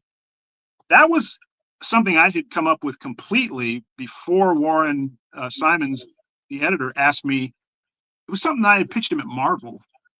And he was like, hey, what if we took that and created a new character, right? So, again, I knew I'm going to give this to Valiant. They're going to, pay me a rate. I might have some equity if something happens to it. But once I'm done with it, it's theirs because if there are things that I'm not going to give away, but I'm not sitting here like, how much can I manipulate everything I've created to, if that makes any sense. So, I got to work with Louis LaRosa, who is I would say one of the top 5 artists in comic books, who loves dinosaurs. He wasn't going to do a creator-owned book with me with dinosaurs in it, but his only disappointment was they wouldn't let him do all the art because he was like grease paint, like slow kind of, but he was like, he swore he could do it. So they had Clayton Henry do half of it, which is fine. Clayton's great. But, then they did a sequel that I was way off tone and, and didn't work at all, which is not a slight on the creators. It's just, that's what companies do sometimes, they're like, oh, people liked this book, maybe it didn't sell fantastic, but sold pretty well. So what we should now do is take it in a completely different direction with a completely different style, and but I knew that could happen, right? So anyway, point is, so I've never had there are some ideas that I will cling to and be disappointed that, like where I will literally be like, why can't you see that this isn't gonna, this is a great idea. But by and large, it doesn't work. I gave Ignition like 10, 11 ideas, and well, Bloodland, I had that whole pitch. We had already had that whole pitch. That was almost like when they were asking what we were doing, it was almost like, well, we're doing this. And we're not going to argue about it. But the second idea that they liked, it was just one in a pile, and then there's a third thing. I can't really get into it. I'll let them announce everything we're doing. Sure. But I will say, this isn't a very clever segue, but I mentioned in our email that we could talk about the Netflix deal for The Leading Man. Yes, sir. I think Jeremy and I may do more Leading Man better we did that so long ago. You know, we've talked about it for years, doing more. Yeah. I mean, people, there are people who are, oh, I really like that book. It's great. Yeah. It has, it has lived on I mean, it's been optioned so many times as, you know, so it's made money without, but it's funny because we've talked a lot over the years about, I mean, we were both kind of new. We did that in Battle Hymn, but we I just weren't remember. where we are yet. You know what I mean? I mean, we didn't. Yeah. Um, I Yeah. think I think my biggest thing is I used to think smaller. Maybe I mean I don't know. I don't know. I like getting bigger and bolder in comics because you can do it in comics, and um, so and outside media has really influenced me. Comics have never been my biggest influence, but like the Fargo TV show, um, that that was a there are some BBC shows that were kind of like that, but the second season in particular of that show, I was like, oh my god, this is every character is cool as hell, unique, pushes the story forward. There's crazy shit going on, but it still has heart. I'm like, that's so. And then Peacemaker, the TV show, is literally like I'm like, oh, this is how I would if you were gonna let me do a superhero comic book. This is it. Period. Violent as hell, profane, crazy, fucking stupid, because superheroes are stupid, but understanding they're stupid, you know what I mean? That's part of the, you know, Charm. I mean, how many times do they say, I saw an eagle hug a man? You know what I mean? And that if you've watched the show, it's like, but there are like serious themes in that show that Oh run yeah. through it, and it's got a lot of heart. And I'm like, that's what superhero comics should be, because you're not gonna fool like with all due respect to Zack Snyder, if you don't want to make a superhero movie, then don't make a fucking superhero movie. I mean, make a commando movie or whatever. But it's like you're talking about that weird thing about, you know, being ashamed of being a nerd or whatever. I understand there are a lot of people who love those Zack Snyder movies, but that looks to me like a film a guy who is ashamed of reading comics would have made. You know what I mean? That's not make your shit, but I mean, I don't want to. That's not the Superman I want to see or whatever, right? So when James Gunn did that Suicide Squad movie, it was for me. It was it turned my. I mean, and I Yeah. know that I'm not everyone agree. You know, not everyone feels that, but I was literally like, this is right here the best superhero movie. I mean, for me, this is what I want. They made Starro scary, but he's still a giant fucking starfish. You know what I mean? It's not. You know what I mean? It's like it's not that hard. I mean, you know, if you love the medium and you love superhero comics, I agree. I mean, Alan Moore made it work with Watchmen. Yes, Anyway, he did. whatever. Yes, I'm he on a did. tangent. Jesus Christ, I'm really. We should do these So earlier what's in the day. no, it's all My point is, I want the West if we Coast to do, watch too. Go ahead. my point is, if we do New Leading Man as an example, it would be a little bigger. Uh, you know, there's no reason it has to be, and the movie is going to be what it is. I mean, you know, we don't need to make the comic book the movie, which you Sure. know is John Cena and Kevin Hart and um. Oh, that's great, man. I didn't realize that. That's Oh, you didn't wonderful. know that? No. No, I Yeah, wasn't yeah, paying attention. yeah. So they Are they filming? Is it done? Is it no, it's been well, it's been all over the place. So for years, Universal had optioned it multiple times because for years Justin Lin, who directed Fast and the all the Furious? Fast and Furious movies that made money, you know, starting Yeah. with Tokyo Drift.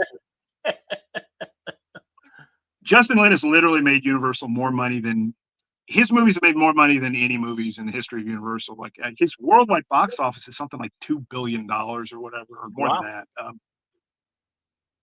So he glommed onto the leading man early, and so Universal would, and he would mention it, and they'd run to us, and I don't think Universal ever had much interest in it, but every now and then they'd be like, okay, Justin mentioned it. I know that we don't have the rights anymore, and throw some money our way. And um,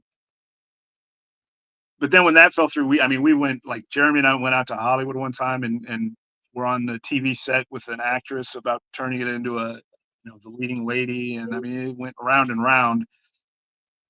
But because it's one of those ideas that's pretty media friendly, somebody would pop up, and so when John Cena like John Cena had initially kind of talked about doing it. I mean, probably like 3 years ago. I mean, like kind of like, Wow.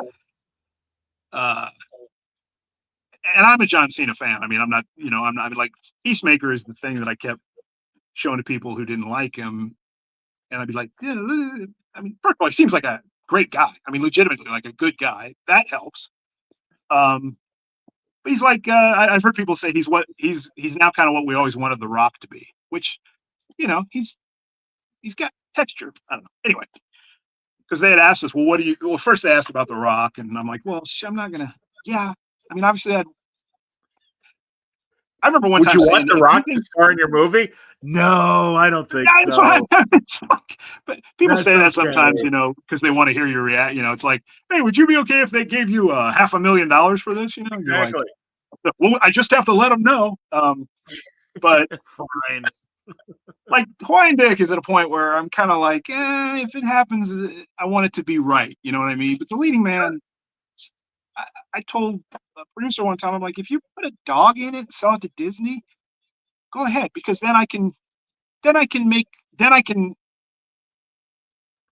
have enough money to do what I want to do. You know what I mean? Like that's the Hollywood thing for me. It's like, it's not about getting rich and shit. It's about being able to keep doing what I want to do, which I'm not fortunate enough to be able to do just writing. But so yeah, The Rock didn't work. Then they said, well, what if we approach John Cena? And I was like, fuck yes.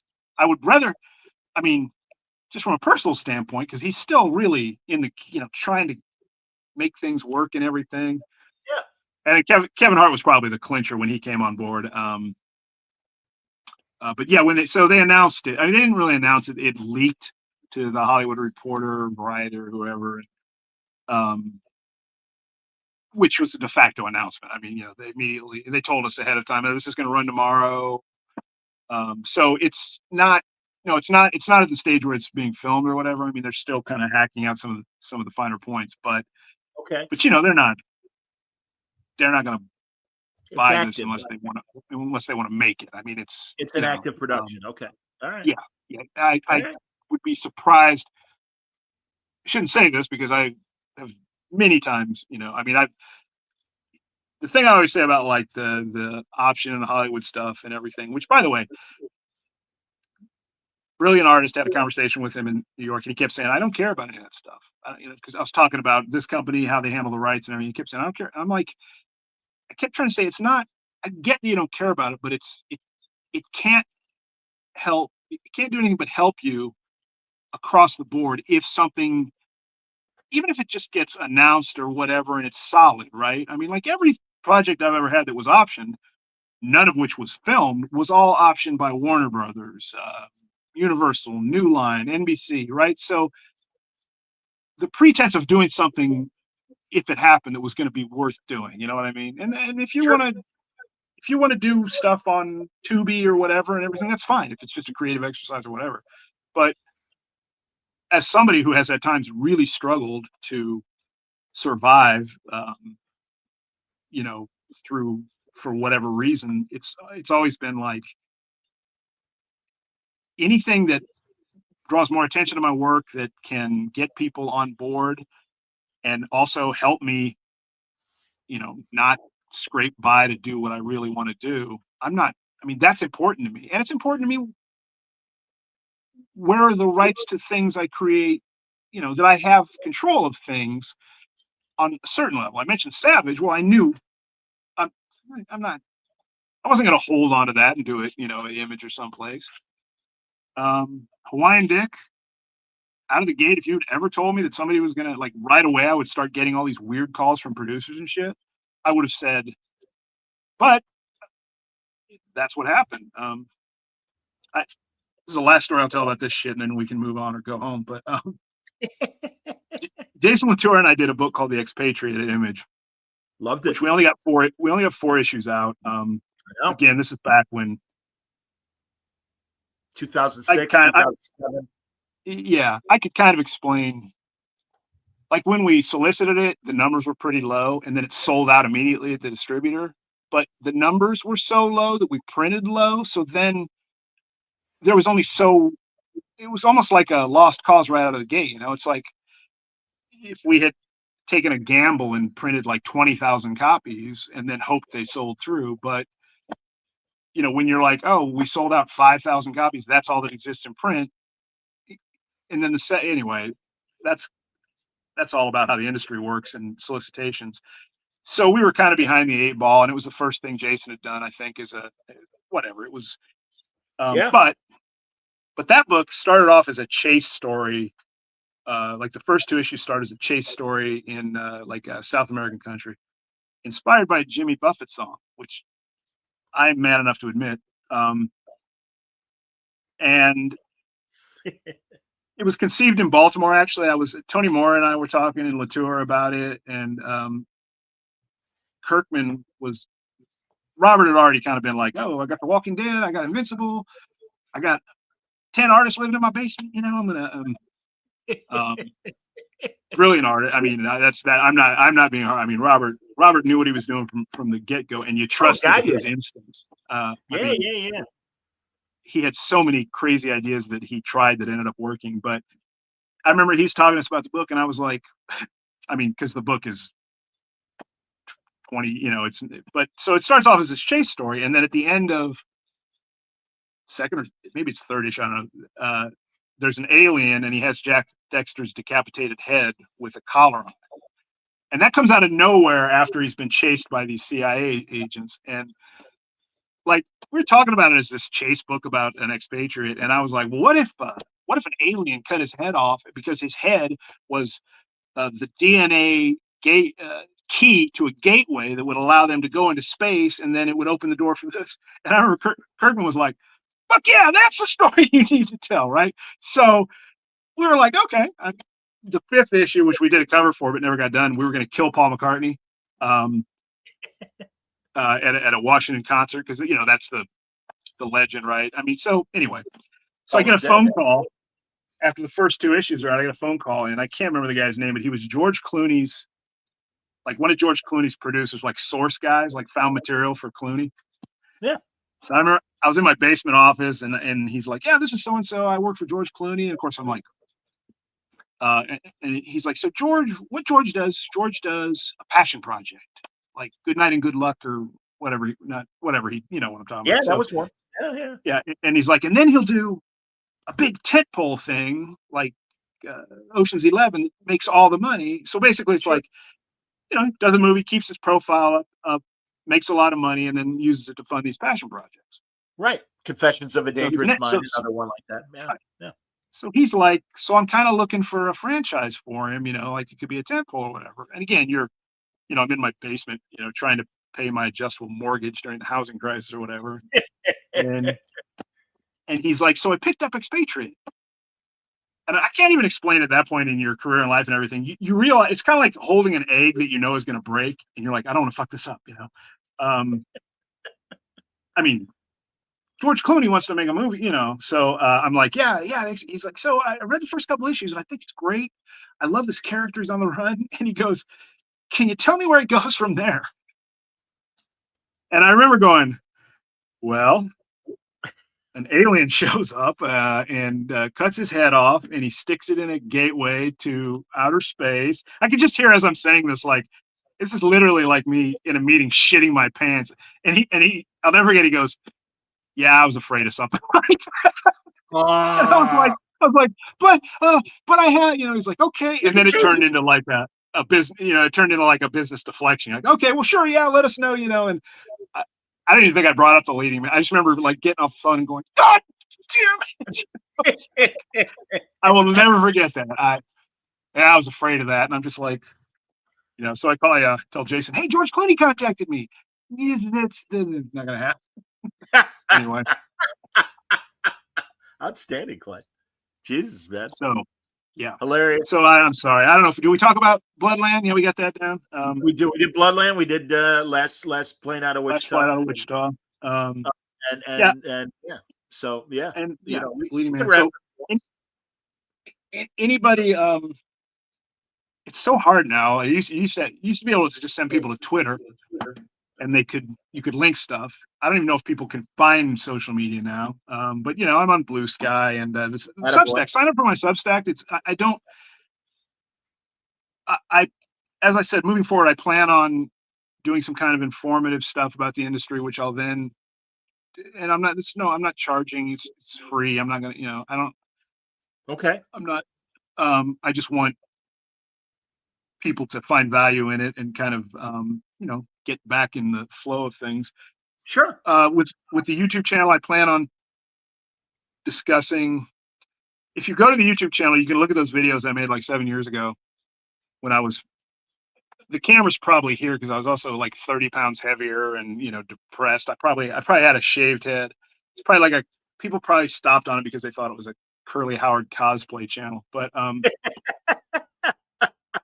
I remember Jay Torres telling me, boy, I've heard you get more excited talking about, Wildcat meets Our Man or whatever. And so the first like, hey, I'm coming back to the channel video is me like literally like verbally punching the air. So it's the energy level is a whole lot different. But I do want to take more time to, Jeremy's got a channel he's doing with like weird haunts and stuff that's fun.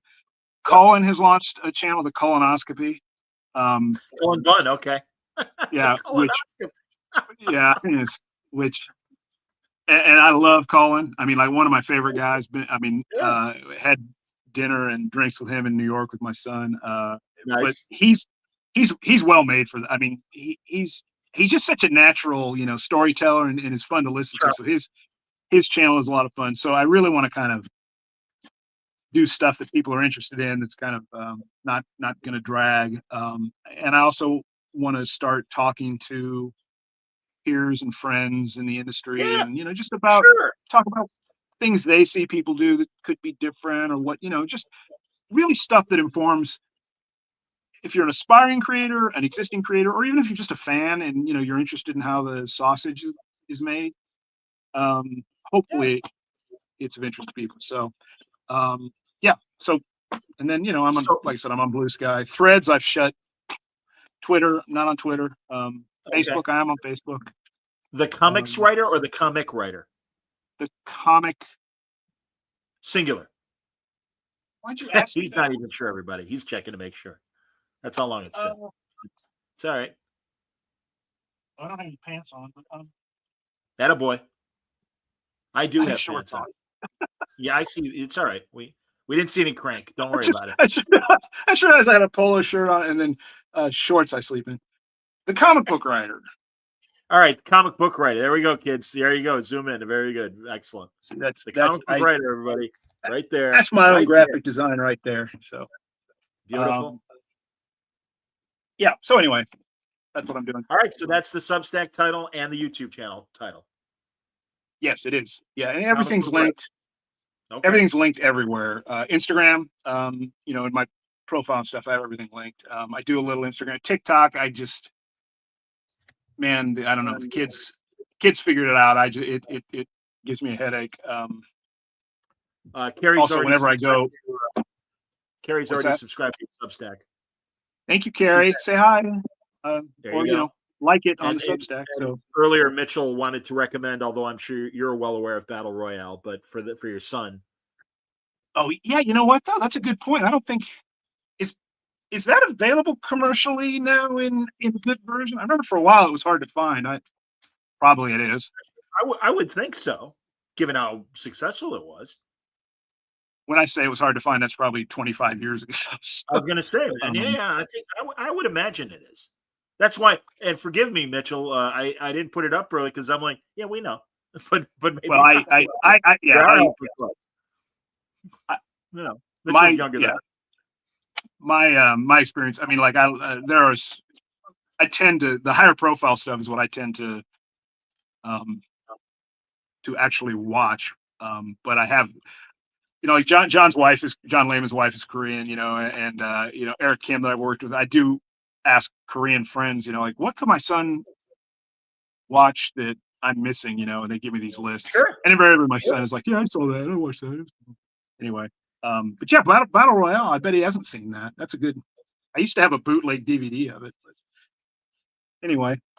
That's cool. No, I'm amazed. Yeah. Go ahead. No, I was going to say regarding the Korean product, it really is amazing how much it's exploded in the last 10 years. and and I'm glad. That's great because they make great movies and they make great comics.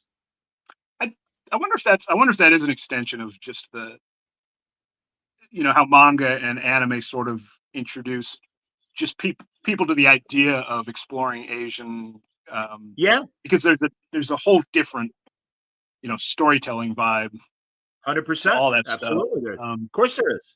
Yeah. I, I did show him, what's the Stephen Chow movie? I showed him Kung Fu, Shaolin Soccer, but Kung Fu Hustle.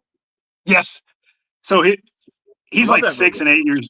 Yeah, he's 6 and 8 years younger than his brother and sister. When they were little, we watched. I mean, Kung Fu Hustle was one of those things. And yeah, Hilarious. like last summer when he was like 17 or whatever, I was like, okay, I have my apartment living room I have a giant screen, and but you know how it is, you turn it on, you're kind of looking, you're watching him, and I'm like, this is awesome, right? And then we immediately watched Shaolin Soccer after that. So, There you and um, Shaolin Soccer was fantastic as well. oh yeah, Absolutely, man. so much fun.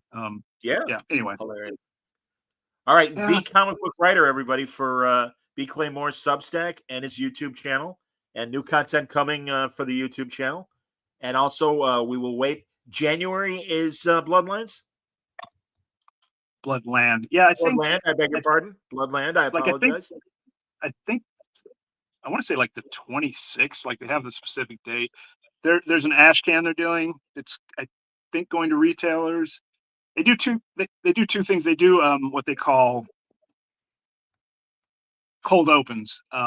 Like the first book they did was Jeremy's murder podcast, Yeah, yeah. which by the way is really good. I mean, it really is. It's one of We talked about it, Jeremy gets absolutely. yeah, Jeremy gets stronger and stronger as a writer, but Sure does. it's Yeah, he sure it's does. it's a little violent, um but anyway, So actually, the man who's had two very violent books that we're talking about tonight. But keep going. I mean, the first issue is really bloody. But um, I was just thinking there's an issue of Bloodland that is literally a bloodbath. I mean, it's No, in appropriate. Dealing with in vampires. my head. You remember when we were kids, you could remember a specific issue of X-Men or Avengers or whatever, right? Like, Sure. to this day, X-Men Sure. 119 or 142 or whatever. That doesn't seem to exist much anymore, where the one. So when I was writing this issue, I'm like, fuck it, I'm just gonna. I mean, it is just, how many ways can I have vampires kill each other? And I mean, um, and I thought, I hope that if somebody reads this series, they remember that this was that issue. You know what I mean? Like and our editor was, she was like, "This is really great, but I feel like I have to take a shower after reading this." I'm like, "That's what I want to do."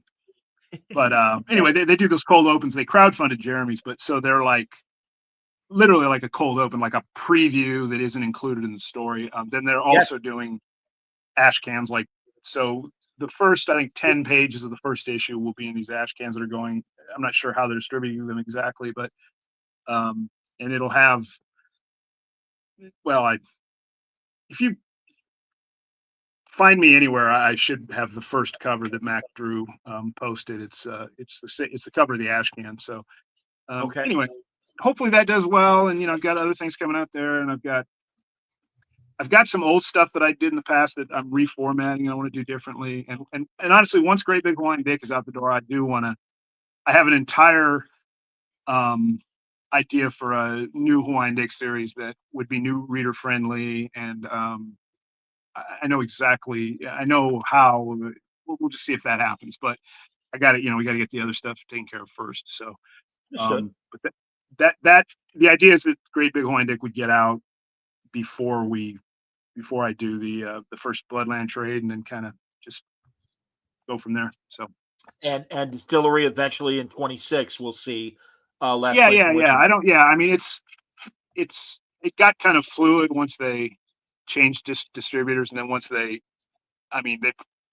Ichiban was a thing that they were always going to do. That maybe they should have led with that, but their books are so well done. I mean, they're just beautiful format. They've great creators.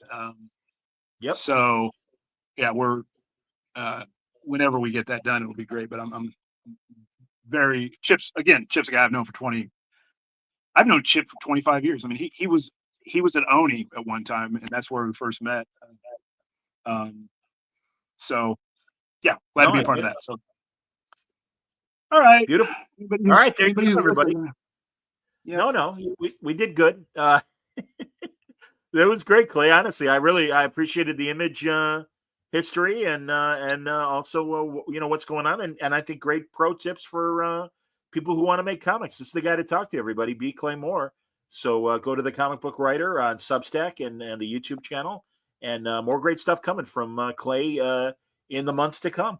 So as my man, I'm thrilled that things are working out and you're in a good place and you're making new stuff, because truly, man, in the 20 years or 19 years that we've known each other, the 19.7 years that we've known each other, 19 years and 4 months. No, I've always enjoyed your stuff, man. And even like you said, bringing up the Expatriate, I remember it well. Battle Hymn, Hawaiian Dick, certainly. So no, always excited to hear about new stuff from B. Clay Moore. So good to catch up, man, and congratulations. Thanks, John. Good seeing you. Are you getting out on the road at all anymore, or anything, or conventions? My pet out of town convention is Terrificon in Connecticut every August. You should Great show. You should try to make it to Planet Comic Con next year. It's the same week. It's the same weekend.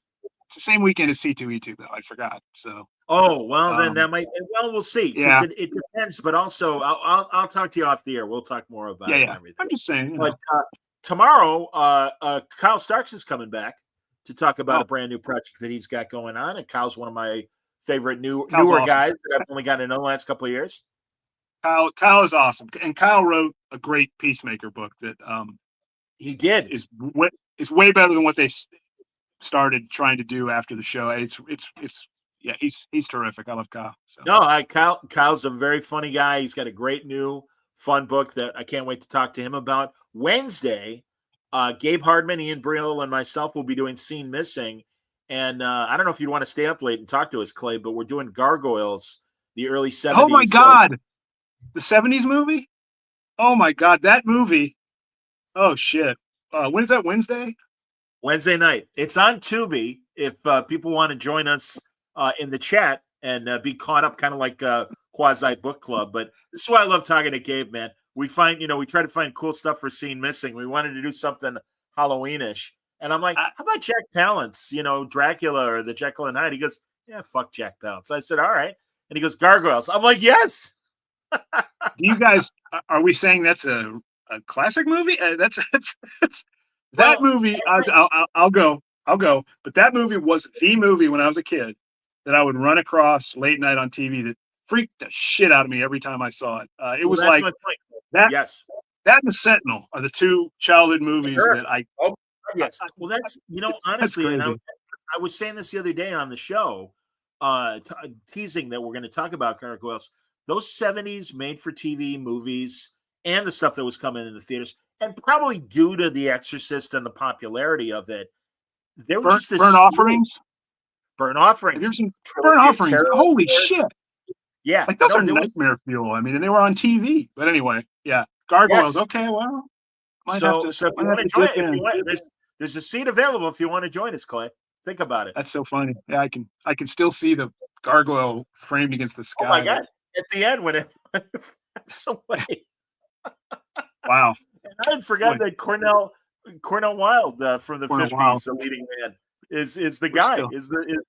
It's like, okay, I'm in. I love that you guys do that show with literally of interest to about 30 people. But hey, what's crazy though, Clay? Honestly, people who are into that will find it and watch it.